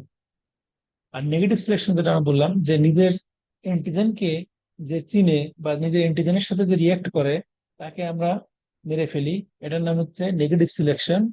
এর ফলেই আমাদের সেলফ টলারেন্সের লক্ষ্য। কারণ কি? কারণ সেলফ টলারেন্স কি, যে আমার সেলফ অ্যান্টিজেনের সাথে সে রিয়াকশন করবে না, আনরেসপন্সিভ থাকবে। তাহলে যে সেলফ অ্যান্টিজেনের সাথে রিয়াক্ট করতো তাকে তো বাদই দিলাম, তাহলে সেলফ অ্যান্টিজেন গুলোর প্রতি আমি টলারেবল হয়ে গেলাম, যে এগুলোর সাথে আমি কোনো রিয়াক্ট করবো না, এই টি সেল গুলা। তাহলে সেটা হচ্ছে সেলফ টলারেন্স। টলারেন্স আমরা মেইনলি পড়বো হচ্ছে অটো ইমিউনিটিতে। আচ্ছা, অ্যালিলিক এক্সক্লুশন এখানে একটা কথা আছে। অ্যালিলিক এক্সক্লুশন আমরা পরে বলবো, সমস্যা নেই, পরে বললে বুঝতে সুবিধা হবে। বি সেলের কথা যখন বলবো তখন আমরা বলবো অ্যালিলিক এক্সক্লুশন। তো মনে করে দিতে পারেন যদি ভুলে যায় ওই সময়, অ্যালিলিক এক্সক্লুশনটা কি। আচ্ছা, টি সেল রিসেপ্টর আমরা দেখলাম এতক্ষণ, টি সেল রিসেপ্টরটা কি? আমরা গত ক্লাসে বলেছিলাম না, বি সেল রিসেপ্টরে যে ভেরিয়েবল রিজন আছে, মানে বি সেল তো একটা ইমিউনোগ্লোবুলিন, ভেরিয়েবল রিজন আছে, সেগুলো কি কিভাবে তৈরি হয়। তাহলে আমরা সেটা বিসিএল মেইনলি করবো। এখানে জাস্ট দেখে রাখি যে এই বিসিএল রিসেপ্টরের ভেরিয়েবলিজম যেভাবে তৈরি হয়, ঠিক টিসেল রিসেপ্টর সেইভাবেই তৈরি হয়, একই মেকানিজম। এই কারণেই বিসিএল রিসেপ্টর যেমন মিলিয়নস অফ অ্যান্টিজেন ডিটেক্ট করতে পারে, টিসেল রিসেপ্টর তাই মিলিয়নস অফ ডিফারেন্ট অ্যান্টিজেনকে সে মানে চিনতে পারে, এই কারণেই এত ভ্যারিয়েবিলিটি থাকে। তো এই যে টিসেল রিসেপ্টর চেহারা তো এরকম, একটা আলফা চেইন থাকবে আর একটা হচ্ছে বিটা চেইন থাকবে, এই সহজ সমীকরণ। এবং এর এর উপরের অংশটা ভেরিয়েবল রিজন, নিচেরটা হচ্ছে কনস্ট্যান্ট। এটা হলো TCR।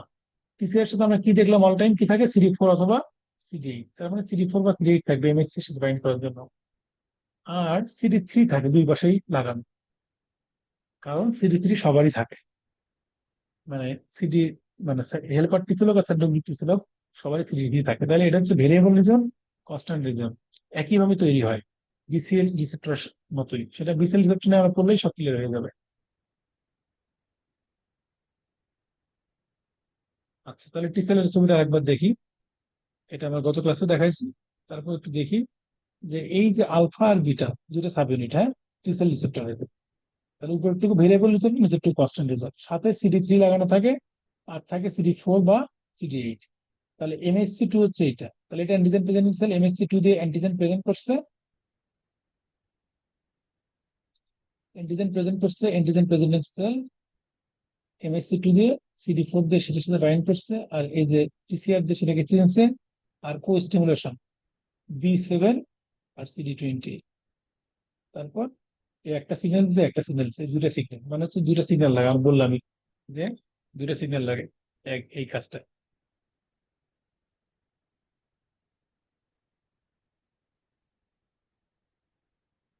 তো এরপর আমরা আসি সুপারম্যানের ভূমিকায়। সুপারম্যান মানে সুপার অ্যান্টিজেন। সুপার অ্যান্টিজেন কি? দেখেন, আমরা এতক্ষণ যতগুলো ঘটনা পড়লাম সেটা হচ্ছে এরকম একটা অ্যান্টিজেন প্রেজেন্ট সেল, সে অ্যান্টিজেন প্রেজেন্ট করছে, এরকম একটা টি সেল, সেরকম এটাকে চিনছে।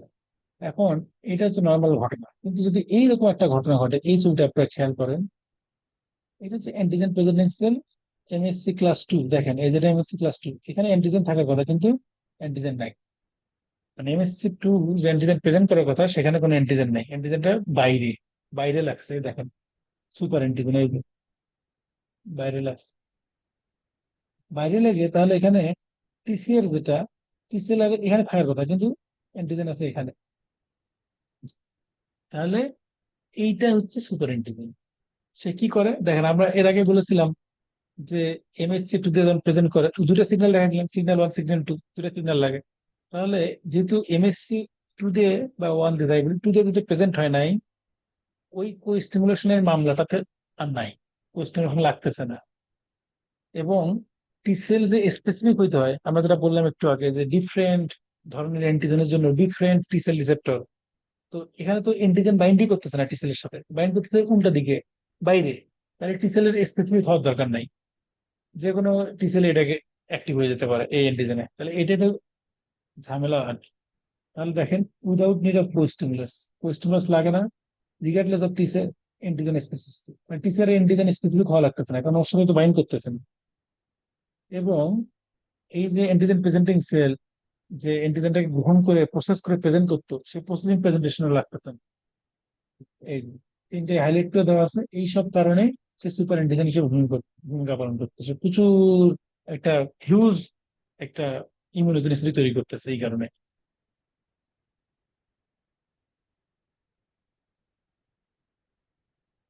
এখন অ্যাডাপটিভের আমরা হিউমোরাল পার্টে চলে আসি। হিউমোরালটা শেষ হলে আসলে আমাদের ক্লাস শেষ, এটা একটু সময় লাগবে। এখন কেউ কিছু বলতে চান কিনা?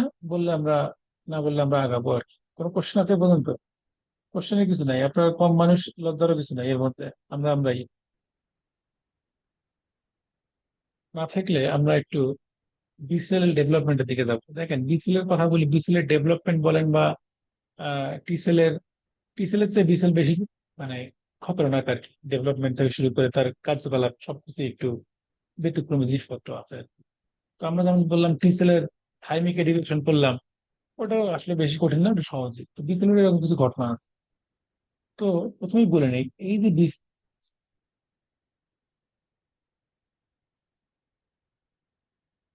এই যে একটা বি সেল, ওরও কিছু নির্দিষ্ট কিছু প্রোটিন আছে, নির্দিষ্ট কিছু জিনিসপত্র আছে। বি সেলটা, ওর যে রিসেপ্টর, এটা আসলে একটা ইমিউনোগ্লোবিন রিসেপ্টর। আমরা ইমিউনোগ্লোবিনটি পড়বো আজকে। এটা হচ্ছে ইমিউনোগ্লোবিন এম বা ইমিউনোগ্লোবিন ডি। মূলত ইমিউনোগ্লোবিন এমই থাকে ম্যাক্সিমাম ক্ষেত্রে। তার মানে ডি সেল রিসেপ্টরটা একটা ইমিউনোগ্লোবিন এম। ইমিউনোগ্লোবিন এম এর দুইটা ফর্ম আছে, মোনোমার আর পেন্টামার, সেটা আমরা পরে বলবো। তাহলে এটা হচ্ছে মোনোমার। তাহলে বি সেল রিসেপ্টরটা ইমিউনোগ্লোবিন এম ছাড়া কিছুই নয়। সাথে এক্সট্রা কি একটা অ্যাঙ্কর থাকে, অ্যাঙ্কর প্রোটিন থাকে, যেটা ওকে এই সেলের সাথে আটকে রাখে। নর্মাল ইমিউনোগ্লোবিন যেটা সার্কুলেশনে ইমিউনোগ্লোবিন থাকে সেগুলো তো অ্যাঙ্কর থাকে না, কিন্তু বিসিএল যদি সার্ফেসের সাথে লেগে থাকতে হয়, তার একটা অ্যাঙ্কর থাকে এক্সট্রা। এই পার্থক্য, আর পার্থক্য নাই। এখন বিসিএল যখন আবার সেই হেমাটোপয়েটিক স্টেম সেল থেকে কমন লিম্ফয়েড প্রিকারসর, সেখান থেকে বিসিএল এর যে স্টেম সেল, তো সেখান থেকে প্রো বিসিএল হয়, প্রি বিসিএল হয়, তারপর ইম্যাচিউর বিসিএল, তারপর mature BCL. Pro, pre, immature, mature. হ্যাঁ, এই যে প্রির আগে প্রো আছে একটা, হ্যাঁ, প্রো ধরলাম এটা প্রো। তাহলে স্টেম সেল থেকে আস্তে আস্তে প্রো বিসেল, প্রি বিসেল, তারপর হচ্ছে immature B cell, mature B cell, activated, এগুলো। তো আমরা একটু দেখি যে কমন লিম্ফয়েড প্রিকারসর থেকে ধরলাম পরে প্রো বিসেল হয়েছে, প্রো বিসেল। হ্যাঁ, এখন আমরা একটু আগে বলেছিলাম একটা, আমরা ছবি দেখাই দেখি কি আছে কিনা, সাদা জায়গা আছে কিনা।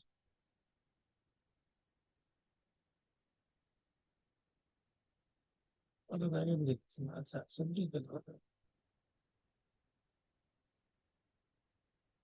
আচ্ছা এই ছবিটা দেখি একটু, তাহলে সুবিধা হবে আমাদের। এই যে আমাদের যে কোনো একটা মানে প্রোটিন তৈরি হতেছে, বিসিআর রিসেপ্টর প্রোটিন জিন থেকেই তো তৈরি হবে, জিন থেকে ট্রান্সক্রিপশন হবে, মানে ট্রান্সক্রিপশন হবে, ট্রান্সলেশন হবে, এরকম তো। তো ধরা যাক এটা আমার,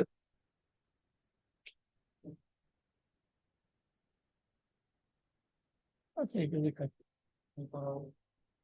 ধরা যাক এটা আমার,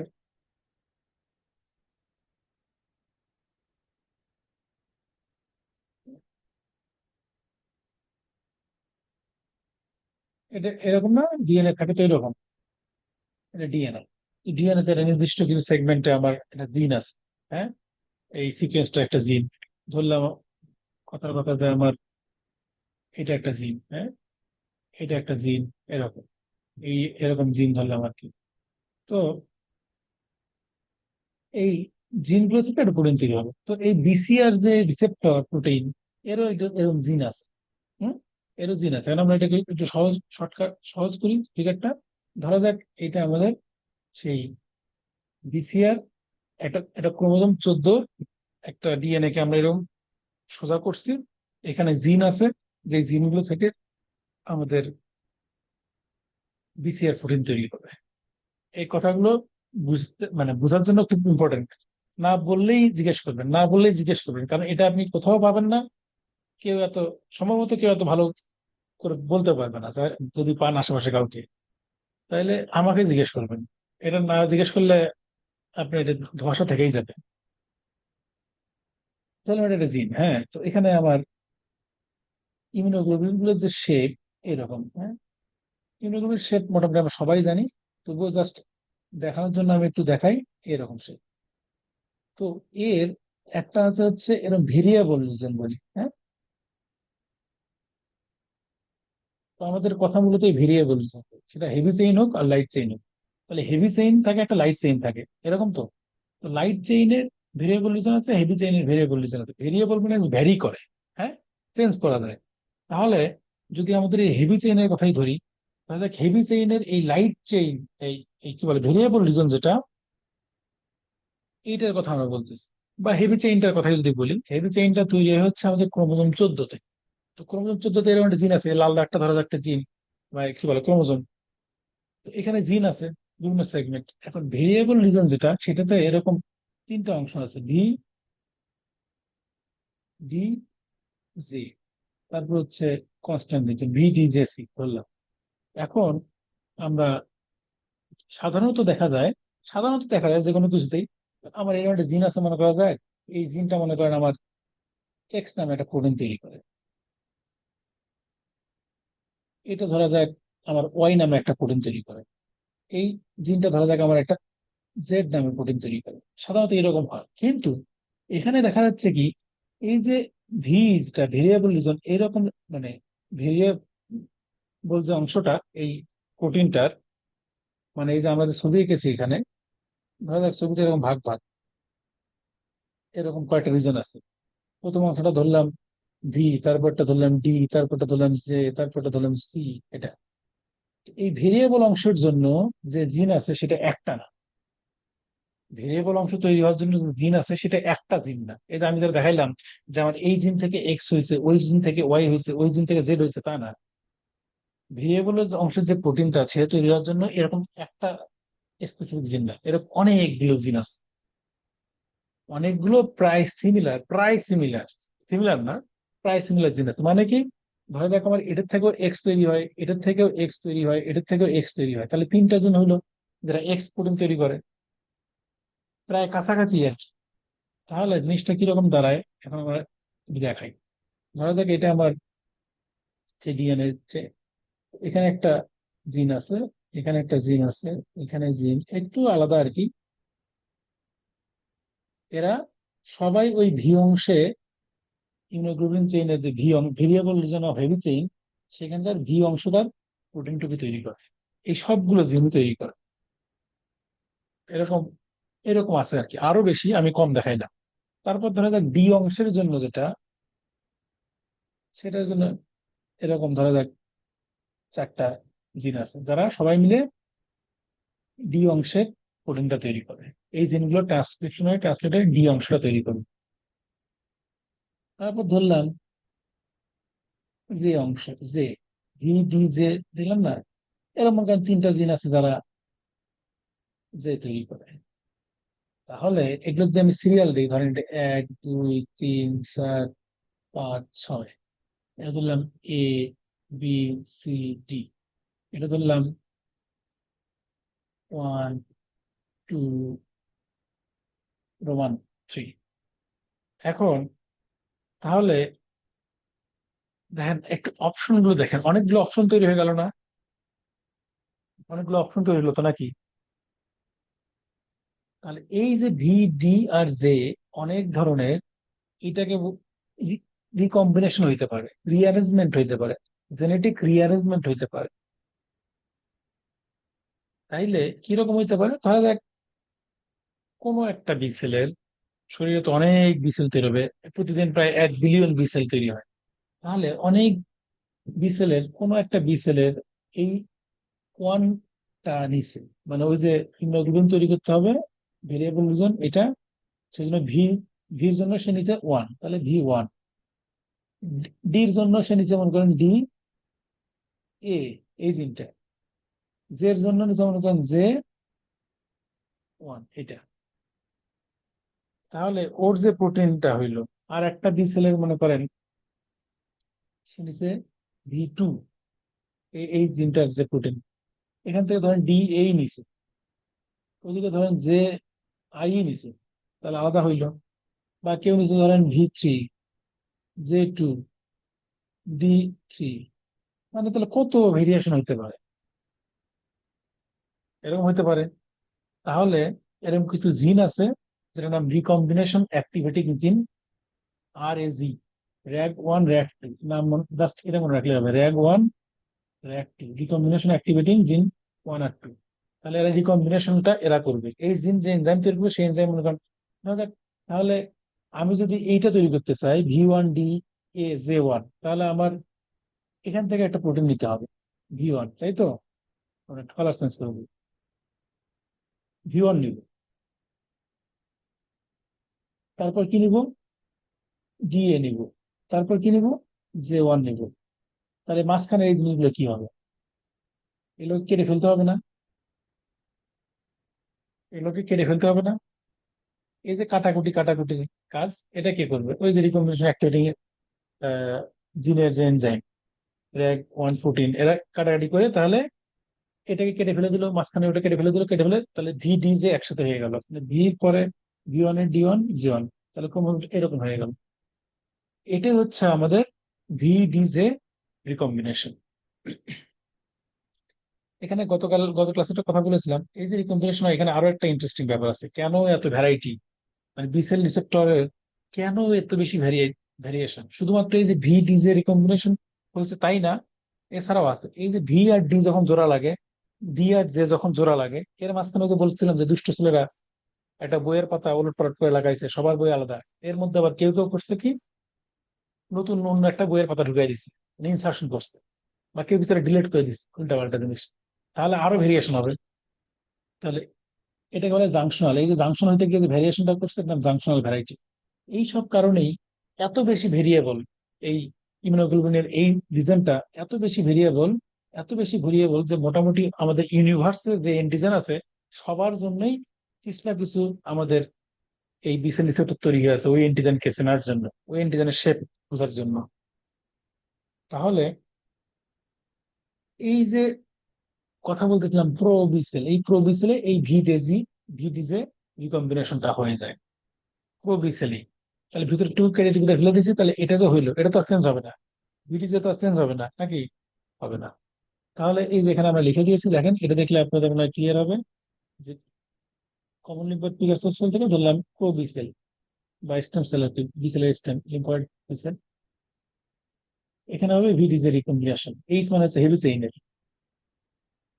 তাহলে তারপর পি বিসেল এক্সপ্রেস করবে বিসেল, এই যে বিসিআরটা তৈরি হইলো কোথায় তৈরি হচ্ছে? সব তো নিউক্লিয়াসে সেটেল হচ্ছে, নিউক্লিয়াসের জিন, জিন থেকে মেসেঞ্জার আরএনএ তৈরি হচ্ছে ট্রান্সক্রিপশন দিয়ে, সেই মেসেঞ্জার আরএনএ এসে রাইবোজোম থেকে আলটিমেটলি তৈরি হচ্ছে প্রোটিন, তাহলে সেলের ভিতরে আছে সেই প্রোটিনটা বিসি রিসেপ্টর, সেই রিসেপ্টরটা এবার মানে মেমব্রেনে গিয়ে এক্সপ্রেস করতে হবে, তাহলে এক্সপ্রেস করবে মেমব্রেনে গিয়ে। বিসিআর। তারপর ইম্যাচিউর বিসেল। ইম্যাচিউর বিসেল হবে নেগেটিভ সিলেকশন। এই জিনিসটাকে আমরা টি সেলে পড়েছিলাম পজিটিভ এবং নেগেটিভ সিলেকশন, কিন্তু বি সেলে শুধুমাত্র নেগেটিভ সিলেকশন হবে। ঠিক আছে, নেগেটিভ সিলেকশন কি? ওই একই কথা। বিসেল যেগুলো বিসেল রিসেপ্টর তৈরি হয়েছে, তো বিসেলের রিসেপ্টর কেন তৈরি করছি আমরা? ও এন্টিজেনকে চিনবে, মানে ফরেন এন্টিজেনকে। কিন্তু যে বিসেলের রিসেপ্টরটা ফরেন এন্টিজেনকে না বুঝে নিজের সেলফ এন্টিজেনকে চিনবে, তাহলে তাকে সিলেক্ট করে মেরে ফেলতে হবে, নেগেটিভ সিলেকশন। কিন্তু এখানে একটা টুইস্ট আছে। টুইস্টটা কি? এই যে বিসেল রিসেপ্টর তৈরি হইতেছে, ওরা একটা সুযোগ পায়, সেকেন্ড চান্স পায়। সেটাকে আমরা বলি রিসেপ্টর এডিটিং।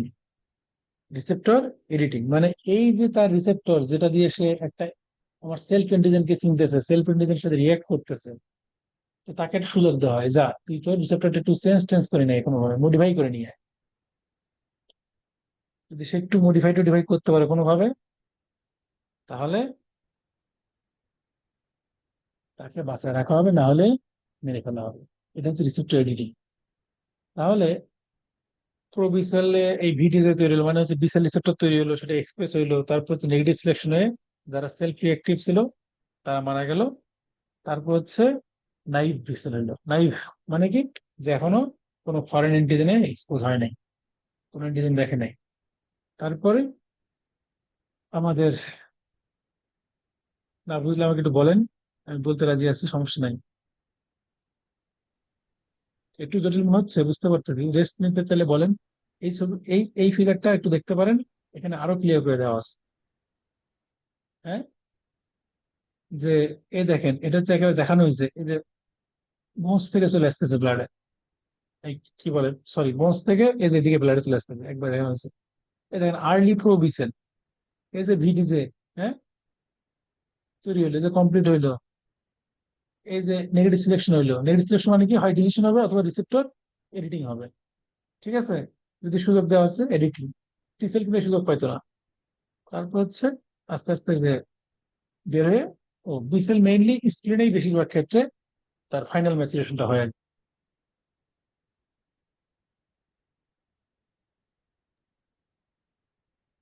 আচ্ছা, এখন বিসেল অ্যাক্টিভেশন, এটা একটু আমরা দেখি। হ্যাঁ, বিসেল অ্যাক্টিভেশন, এটা জটিল কথা বলতেছি, কিন্তু এগুলো আসলে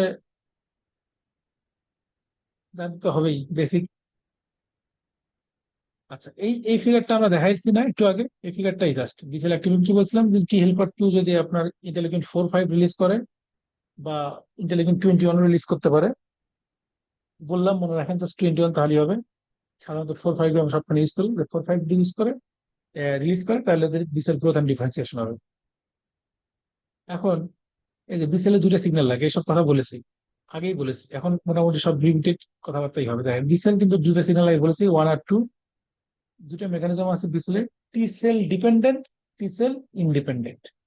এটা কি? টি সেল ডিপেন্ডেন্টের কথা কিন্তু বলছি আমরা, অ্যান্টিজেন প্রেজেন্টিং সেল বা বিসেল, টি সেল হেল্পার টি সেলের কাছে প্রেজেন্ট করে, helper T sell interleukin 4-5 release করে, বিসেল অ্যাক্টিভ হয়, প্লাজমা সেল অ্যান্টিবডি হয়, শেষ। টি সেল ডিপেন্ডেন্ট, কারণ টি সেলের সাহায্য ছাড়া হয়। টি সেলের টিসি রিসেপ্টর বা টি সেল রিসেপ্টর আমরা বলেছিলাম শুধুমাত্র এক ধরনের অ্যান্টিজেনকে চেনে, কি ধরনের? প্রোটিন অ্যান্টিজেনকে চেনে।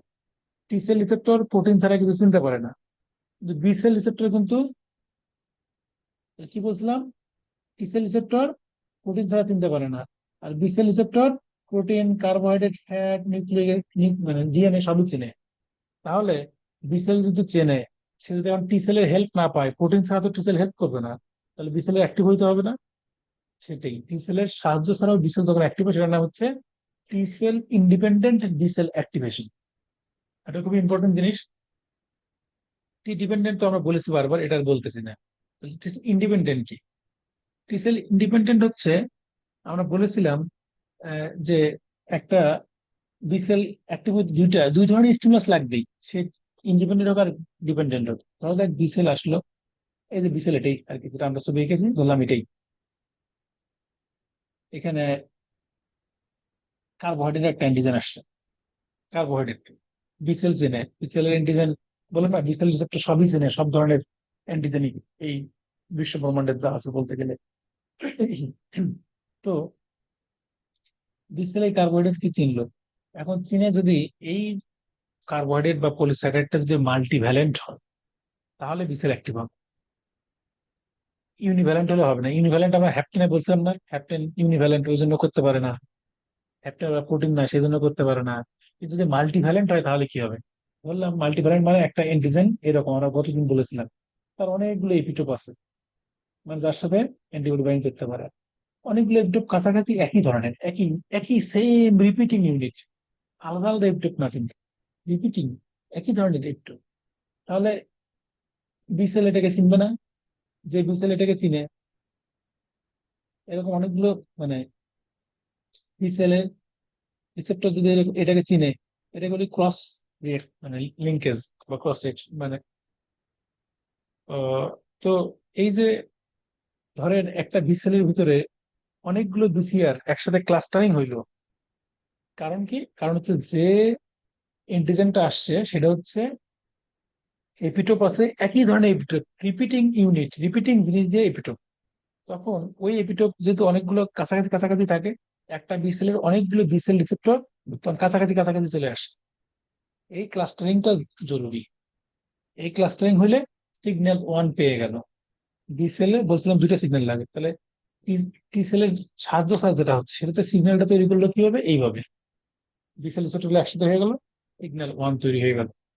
এরপর আরেকটা সিগন্যাল যদি সে পায়, ধরেন এই যে একটা অর্গানিজম ঢুকছে, মাইক্রো অর্গানিজম ঢুকছে, তাহলে আশেপাশে একটু ইনফ্লামেশন হইতেছে, ড্যামেজ হইতেছে, এই বা প্যাথোজেন যেটা আসছে ওর কিছু মলিকুলার প্যাটার্ন আছে, আমরা বলেছিলাম গতকাল প্যাথোজেন অ্যাসোসিয়েটেড মলিকুলার প্যাটার্ন, মানে প্যাম্প ড্যাম পিআর বলছিলাম এগুলো তো এই প্যাথোজেন মলিকুলার প্যাটার্ন বা ড্যামেজ টিস্যু একটা স্ট্রেস সিগন্যাল নিবে, এই সিগন্যালটা বি সেল নিবে, তাহলে সেকেন্ড সিগন্যাল পাইলো। এইভাবে দুইটা সিগন্যাল কম্বাইন করে পলিস্যাকারাইড অ্যান্টিজেনের ক্ষেত্রে বা নন প্রোটিন অ্যান্টিজেনের ক্ষেত্রে বি সেল টি সেলের সাহায্য ছাড়াই অ্যাক্টিভ হইতে পারে, সেটার নাম হচ্ছে T cell independent B cell activation.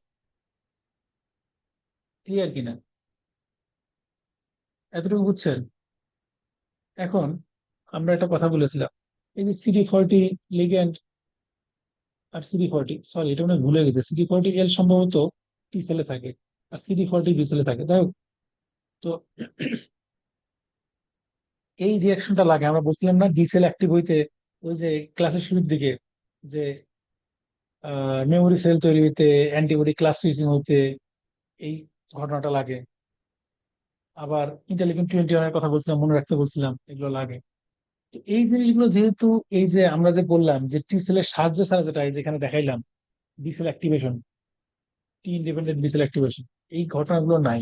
Interleukin 21 থাকে না, CD40 CD40L এর ঘটনা থাকে না। না থাকার কারণে বি সেলের ক্লাস সুইচিং হয় না, মানে টি সেল ইন্ডিপেন্ডেন্ট অ্যাক্টিভেশনে বি সেলের ক্লাস সুইচিং হয় না, কোনো মেমোরি সেল তৈরি হয় না। তাহলে যদি কোনো পলিস্যাকারাইড অ্যান্টিজেন ঢুকে, পলিস্যাকারাইড অ্যান্টিজেন ঢুকে বি সেলটা অ্যাক্টিভ হয় টি সেলের সাহায্য ছাড়াই, যেহেতু টি সেল থেকে কোনো প্রকার সাহায্য আসে না, সুতরাং এই বি সেল অ্যান্টিবডি তৈরি করতে পারে বটে, কিন্তু কোনো মেমোরি সেল তৈরি করতে পারে না। এবং সেই অ্যান্টিবডির ক্লাস সুইচিং হয় না। ক্লাস সুইচিং কি আমি পরে বলতেছি। মানে ইমিউনোগ্লোবিন এম তৈরি হয় সাধারণত প্রথম দফায় দফায়, এরপরে ক্লাস সুইচ হয়ে ইমিউনোগ্লোবিন ই তৈরি হতে পারে প্রয়োজন অনুসারে, ইমিউনোগ্লোবিন ভি তৈরি হতে পারে, ইমিউনোগ্লোবিন এ তৈরি হতে পারে। এটা হচ্ছে ক্লাস সুইচিং, মানে অ্যান্টিবডি ক্লাস সুইচ করছে, এম তৈরি হইতেছিল সেখান থেকে সুইচ করে এ তৈরি হইতেছে, এটা এই জিনিসটা পারে না। এবং আর কি বললাম, মেমোরি সেল তৈরি হয় না। এই কারণে দেখেন পলিস্যাকারাইড অ্যান্টিজেন পরের বার ঢুকলেও ওই আবার আগের মতো করে বিসেলের কাজ করতে হবে, কিন্তু প্রোটিন যদি ঢোকে একবার তাহলে সেটা যদি মেমোরি সেল তৈরি থাকে সেই রিয়াকশন অনেকদিন হয়। এটা একটা সুন্দর ক্লিনিক্যাল মানে অ্যাপ্লিকেশন আছে। আমরা যে ভিডাল টেস্ট করি না, টাইফয়েডে ভিডাল টেস্ট দেই, এই যে TH TO, এর মধ্যে যেটা হচ্ছে প্রোটিন অ্যান্টিজেন, সেটা যেহেতু একবার ঢুকে গেলে সেটা কিন্তু মেমোরি তৈরি থাকে, তার কারণে আপনি পরবর্তীতে যখনই করবেন ওই পার্সনের টেস্ট, যার একবার টাইফয়েড হয়েছে, ওই প্রোটিন অ্যান্টিজেনের এগেনস্টে অল টাইম টাইটার রেঞ্জ দেখবেন, বা বেশি থাকতে পারে, কিন্তু যেটা পলিস্যাকারাইড অ্যান্টিজেন তার এগেনস্টে থাকবে না, কারণ ওই যে মেমোরি সেন্টার নাই। তাহলে এবং ক্লাস সুইচিং হয় না। ক্লাস সুইচিং হয় না মানে কি? ইমিউনোগ্লোবুলিন এম এর পরে আর কিছু তৈরি হয় না। তাহলে যদি কারো জেনেটিক ডেফিসিয়েন্সি থাকে, এই যে CD40 লাইগ্যান্ড, এই জিনিসটা যদি রিয়াকশন না হয়, তাহলে ক্লাস সুইচিংটা হবে না। তখন তাহলে ইমিউনোগ্লোবুলিন এমই শুধু তৈরি হবে, তার অন্য ক্লাস গুলো তৈরি হবে না। এই কন্ডিশনের নাম কি? এই ডিজিজ কন্ডিশনটার নাম কি বলেন? শুধু ইমিউনোগ্লোবুলিন এম আছে, আর কিছু নাই।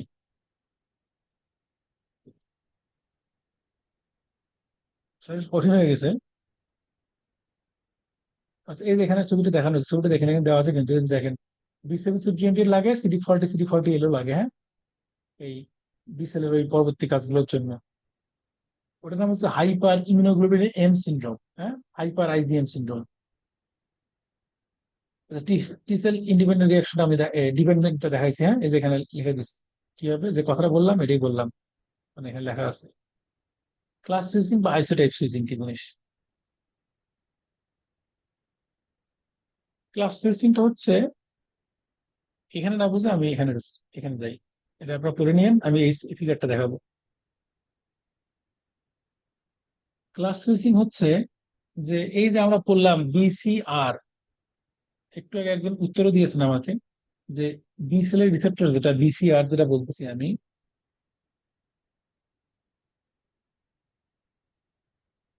বি সেলের রিসেপ্টর যেটা কিনা BCR বলছিলাম, ওটা কি ইমিউনোগ্লোবুলিন? Immunoglobulin M.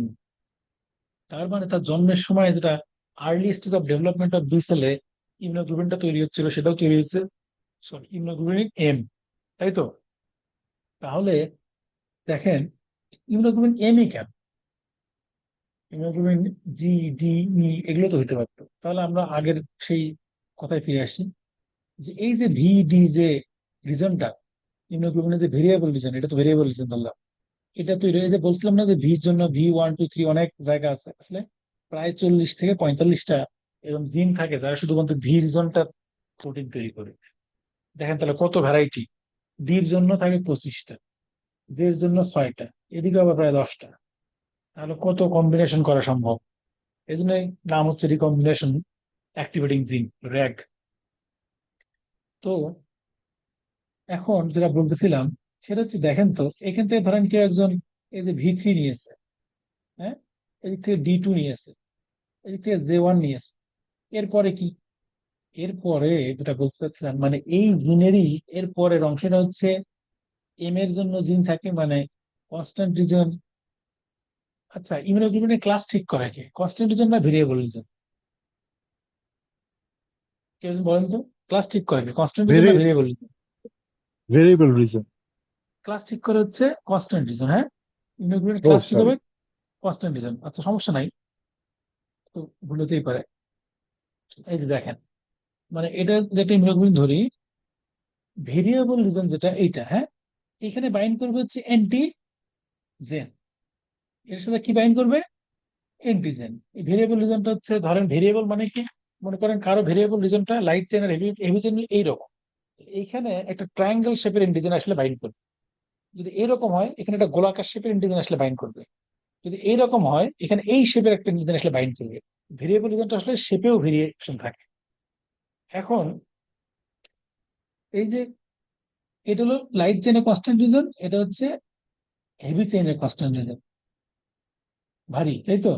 এই কনস্ট্যান্ট রিজন যদি মিউ হেভি চেইন থাকে, তাহলে এটার নাম কি হবে?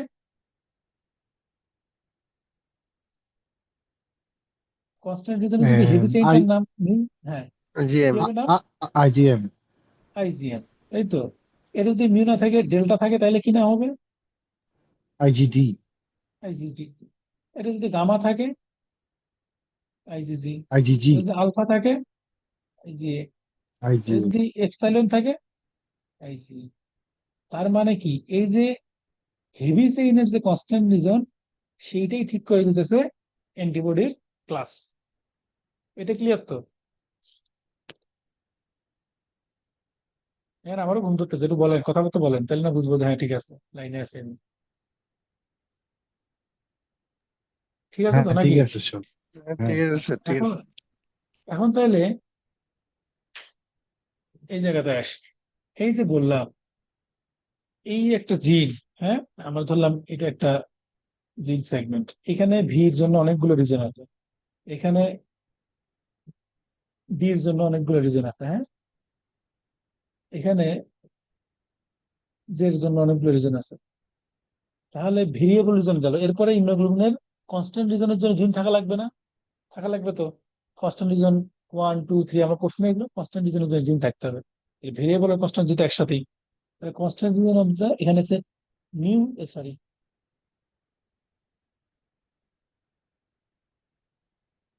এখানে আছে মিউ এর কনস্ট্যান্ট রিজন, মানে মিউ যেটা কঠিন, ওই যে যেটা বললাম মিউ থাকলে কি হবে, মিউ এর জন্য জিন।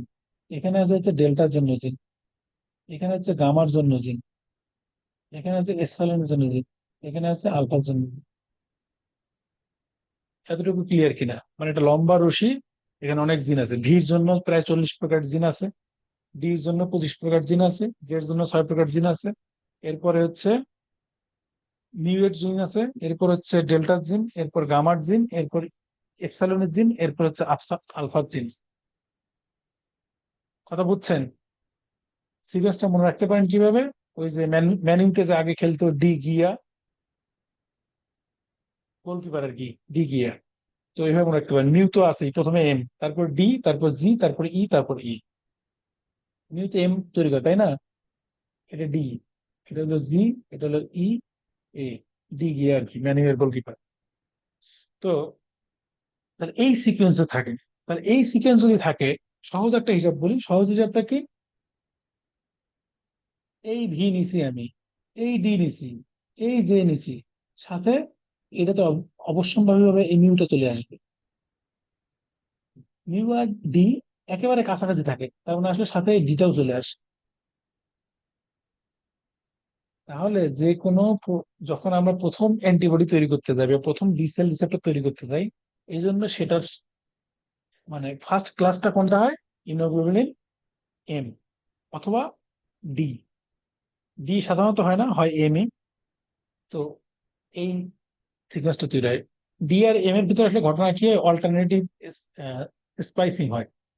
যদি কারো জানার ইচ্ছা থাকে, এখন আর এটাকে জটিল করব না, জিজ্ঞেস করলে আমি বলবো না, সমস্যা নাই। তাহলে এই কথা কি বুঝছেন নাকি, যে ইমিউনোগ্লোবিন এম কেন তৈরি হতে প্রথমে? ইমিউনোগ্লোবিন এম তৈরির অনেক সুবিধা আছে, সেটা আমরা পরে বলতেছি, কিন্তু কেন এম তৈরি হচ্ছে সেটা বুঝতেছি তো, বুঝলাম তো। তার মানে এইভাবেই আমার ইমিউনোগ্লোবিন এম তৈরি হয়, যেটা বি সেল রিসেপ্টর হিসেবে কাজ করে। এখন যখন কিনা আমার ইমিউনোগ্লোবিন জি দরকার, দীর্ঘদিন ধরে ইনফ্লামেশন, দীর্ঘদিন ধরে ইনফেকশন, তখন কি আমার একটা সময় কি ইমিউনোগ্লোবিন ডি লাগবে। অথবা আমার ইনফেকশনটা হচ্ছে, আমার নাক দিয়ে পানি পড়তেছে, ভাইরাস ঢুকছে, তখন আমার কি লাগবে, ইমিউনোগ্লোবিন এ, সিকিউরিটি ইমিউনোগ্লোবিন লাগবে নাকি? বা হাইপার সেন্সিটিভ রিয়াকশন, ইমিউনোগ্লোবিন ই লাগবে। বা একটা প্যারাসাইট ঢুকছে, আমার হেলমিন্থ ঢুকছে, কৃমি ঢুকছে, ওকে মারতে হলে ইমিউনোগ্লোবিন ই লাগবে। তো এগুলো লাগলে আমরা তৈরি করবো কিভাবে? এটা তৈরি করব ক্লাস সুইচিং এর মাধ্যমে। সেই ক্লাস সুইচিংটা কিভাবে হবে দেখেন। তাহলে এই যদি এখানে আমরা যে উপরে ছবিটা দেখি, যদি এখানে ডির পর আমরা কি দেখাইলাম, জি এর রিজন মনে করেন, এটা একটু লম্বা করলাম, এটা ই, এটা এ, ঠিক আছে। এখন আমার লাগবে হচ্ছে ই, বা আমার লাগবে জি, যেহেতু ক্রনিকের বা মোস্ট অ্যাবান্ডান্ট ইন ব্লাড, জি। তাহলে কি করব দেখেন, এই ধরেন এখান থেকে এটা নিছি V1, এখান থেকে নিলাম D2, এখান থেকে J2, এরপর এটাকে কেটে ফেলি, ঘাসান করে এটা কেটে ফেলে এই জায়গাটাকে কেটে শেষ করে ফেলে দেবো। তাহলে এরপরে কোন জায়গাটা, এরপর শেষ করে এটাকে এনে জোড়া লাগাই দেবো এখানে, তাই তো? তাহলে আমি পাইলাম কি, V1 D2 J2 এপসাইলন।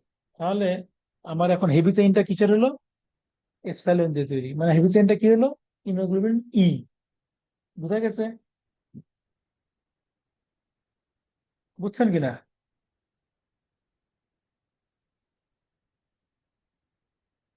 বুঝেন নাই? আচ্ছা, এটা নিয়ে তাহলে আর বেশি বলবো না, আর একবার বলবো।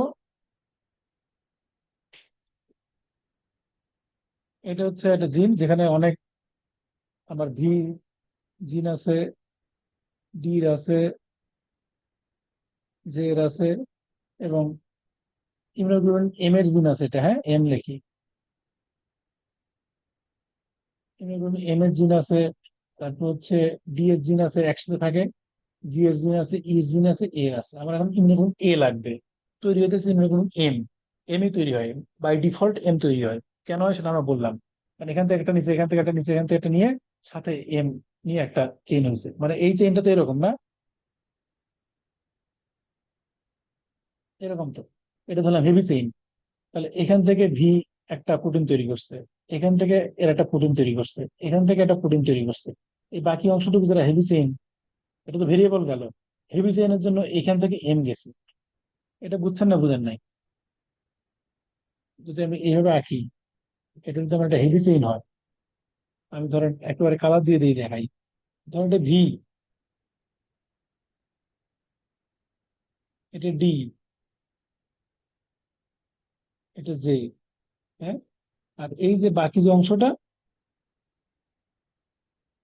এটা হচ্ছে constant reason of heavy chain, এটা হচ্ছে variable reason of heavy chain.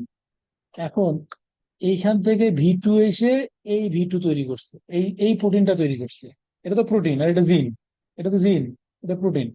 তাহলে এই ভি টুর কারণে একটা প্রোটিন তৈরি হবে, ভি টু যদি জিন, ওর কারণে একটা প্রোটিন তৈরি হবে। তাহলে ভি টুর কারণে এই প্রোটিনটা তৈরি হয়েছে, এই লাল লাল বক্স। তারপর ডি টুর কারণে ধরলাম এটা তৈরি হয়েছে, জে টুর কারণে ধরলাম এটা তৈরি হয়েছে, এই এম জিনের কারণে ধরলাম এটা তৈরি হয়েছে। এই পুরাটা। এখন আমার ইমিউনোগ্লোবিন এম দিয়ে কাজ চলতে হবে না, আমার লাগবে এ। এ কে পাবো কই? এ তো আছে হচ্ছে জি, তারপর ই, তারপর এ, মানে এই এই জিনের আরো পিছনের দিকে আছে। তাহলে এ কে পাইতে হলে আমার এই জিনিসগুলোকে তো ছাঁটাই করতে হবে, তারপর না আমি একে এখানে নিয়ে আসতে পারবো। মাঝখান থেকে তো একে টান দিয়ে নিয়ে আসতে পারবো না, কেটে ফেলতে হবে। এখানে যেমন ভিড় পরে ডি আনার জন্য মাঝখানে গুলো কেটে ফেলছি না, তো মাঝখানে গুলো কেটে ফেলতে হবে, কেটে ফেলে আমি এ কে নিয়ে আসবো। তখন এম এর পরিবর্তে তৈরি হবে এ, কারণ এটাই তো মূল। এই কনস্ট্যান্ট রিজনে যা হবে সেটাই তো ইমিউনোগ্লোবিন সেরকম। এম এর পরিবর্তে এখন এ আসলে সেটা হবে ইমিউনোগ্লোবিন এ। এটি হচ্ছে আইসোটাইপ সুইচিং বা ক্লাস সুইচিং, ক্লাস সুইচ হয়ে গেল। আচ্ছা, আমি আগাইলাম, হ্যাঁ। একটা প্রশ্ন কেউ যদি উত্তর দেন তাহলে আমি আগাই। এই যে যে বি সেলটা ইমিউনোগ্লোবিন এম থেকে ইমিউনোগ্লোবিন এ তৈরি করা শুরু করলো, সে কি আবার ইমিউনোগ্লোবিন এম তৈরি করতে পারবে কিনা প্রয়োজন হইলে? কেউ নিজ দায়িত্বে উত্তর দেন।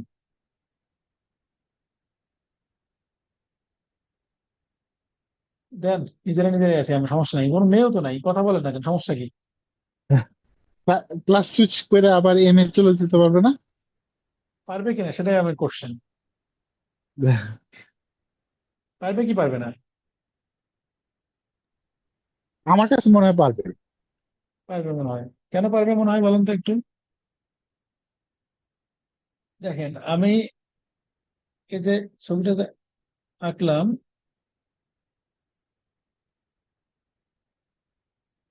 এটা জিন, জিন মানে ডিএনএ, জিন ফিন বাদ দেন, ডিএনএ। এখানে একটা জায়গা আছে যেটা তৈরি করে কি এম, এ তৈরি করে ডি, এ তৈরি করে জি, এ তৈরি করে ই, এ তৈরি করে এ। এদিকে ভি ডি যে যা হয় হলো। এখন আমি এম তৈরি হইতেছি এতদিন, এটুকু জায়গা নিয়ে ট্রান্সলেশন হয়ে প্রোটিন তৈরি হতেছে। এখন বলতে আমার এ লাগবে। তো মাঝখান থেকে তো আর একটা, এটা হচ্ছে এ, মাঝখান থেকে তো ও আর ট্রান্সক্রিপশন হয়ে এসে এর সাথে জোড়া লাগতে পারবে না, তাহলে মাঝখানে এই জায়গাটাকে কেটে ফেলে দিতে হবে। ফেলে দিলে এ যখন এর সাথে জোড়া লাগবে, তখন এর আরেকটা চেইন হবে, ভিডিজি এ। মাঝখানে অংশটা কেটে ফেলে দিব, তো যে সেলটার ক্লাস সুইচিং হয়ে গেছে ও আর ব্যাক করবে। কারণ মাঝখানে ডিএনএ, ধরো দেখ এম বলি, ডি বলি, জি বলি, সব তো কেটে ফেলে দিয়ে দিই, ও আর ব্যাক করার সুযোগ নাই, ওর জিন তো নাই। যাই হোক, তো এই যে হইলো, তো আসলে সমস্যা হচ্ছে বিসেলের খেলা এখানেই শেষ না। তো আমি আর মনে হচ্ছে না আর বেশি জটিল করা ঠিক হবে, সেজন্য আমি জাস্ট একটু বলে যাই। কারণ এটা না হলে পরে এগুলো একটু বলা মুশকিল হয়ে যাবে। এই যে এই ছবিটা একটু দেখেন, এটা দেখলে সম্ভবত বুঝতে পারবেন। আমি হয়তো হাতে এঁকে বুঝতে পারতেছি না। দেখেন, এটা একটা সিপিএন্স, হ্যাঁ, এটা একটা সিপিএন্স। তো ভি ডি জে, তারপরে হচ্ছে যে এম থাকে, ডি থাকে, জি থাকে, ই থাকে এ থাকে। তো আপনি যখন ভিডিজ এর সাথে জি কে নিয়ে আসবেন, তাহলে এম আর ডি কে তো কেটে ফেলতে হবে, দুই পাশে কাছে দিয়ে কেটে ফেলতে হবে, ওই জায়গাটাকে তো কেটে ফেলে সরা দিবেন, তারপরেই না জি এর কাছে চলে আসবে। কাট করছেন, বাকিটুকু আর জোড়া লাগাবেন না। তাহলে এরকম হলো, তো ও তো আর এই এম ডি নাই, ওর জীবন থেকে এম ডি শেষ হয়ে গেছে, হারায় গেছে, ওই জন্য ব্রেক করতে পারবে না। আচ্ছা, এখন এর সমস্যা হচ্ছে পিক্সেল এখনো বাকি আছে, সেটা হচ্ছে সোমাটিক হাইপার মিউটেশন আর অ্যাফিনিটি ম্যাসেশন। এটা বলবো না তাহলে আজকে, এটা মনে হচ্ছে বেশি হয়ে যাচ্ছে।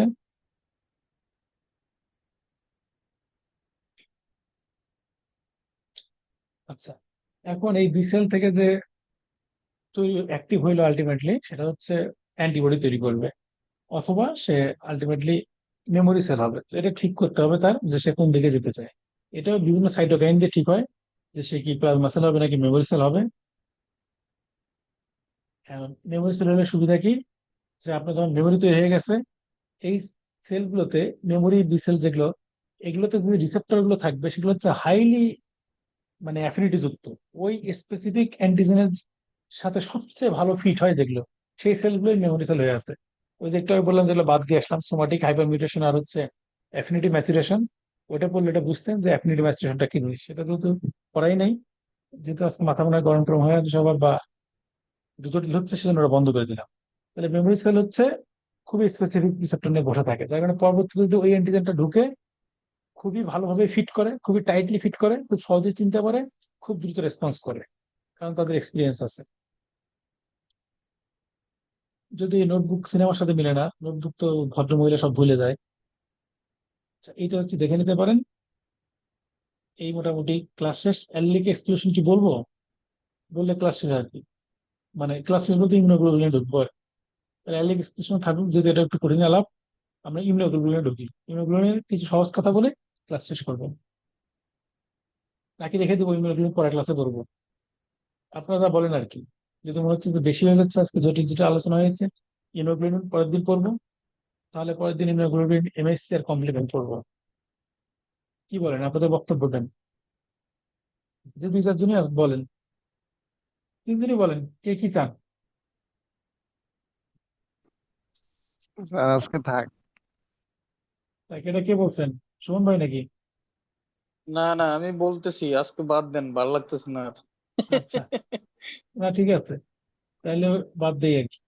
তাহলে ওই যে, যেহেতু জটিল কথাবার্তা হয়ে গেছে আর কি, সেজন্য বললাম আর কি, যে হ্যাঁ, তাহলে পরে আমরা ইমিউনোগ্লোবিনটা দেখবো, এরপর হচ্ছে এনএইচসি দেখবো, আর হচ্ছে কমপ্লিমেন্ট দেখবো আর কি। আর এগুলো আর না বলি, ঠিক আছে নাকি? এগুলো কি জানতে চাইলে বলবো, না হলে এগুলো আর বলবো না আর কি, শেষ করে দেবো। না এগুলা থাক, পড়ে নিবে না যারা আচ্ছা, জানতে হ্যাঁ চায়। ঠিক আছে, যারা জানতে চায় তারা পড়ে নিবে। ঠিক আছে, আমরা আহ এরপর ক্লাসগুলো তাহলে আমরা একটু চেষ্টা করবো ই করার জন্য আর কি, যে জটিলতা বাদ দিয়ে একটু সহজ করার জন্য আর কি। বিশেষ করে এমএসসিটা খুব জটিল, চেষ্টা করবো অত জটিল না আগে, যেটা আমাদের লাগবে মেইনলি যতটুকু ওই রিলেটেড আলোচনায় থাকার জন্য। আর ইনোগ্রিভিনটা তো লাগবেই, ইনোগ্রিভিন সহজ, কঠিন না। ঠিক আছে তাহলে। আচ্ছা। Thank you.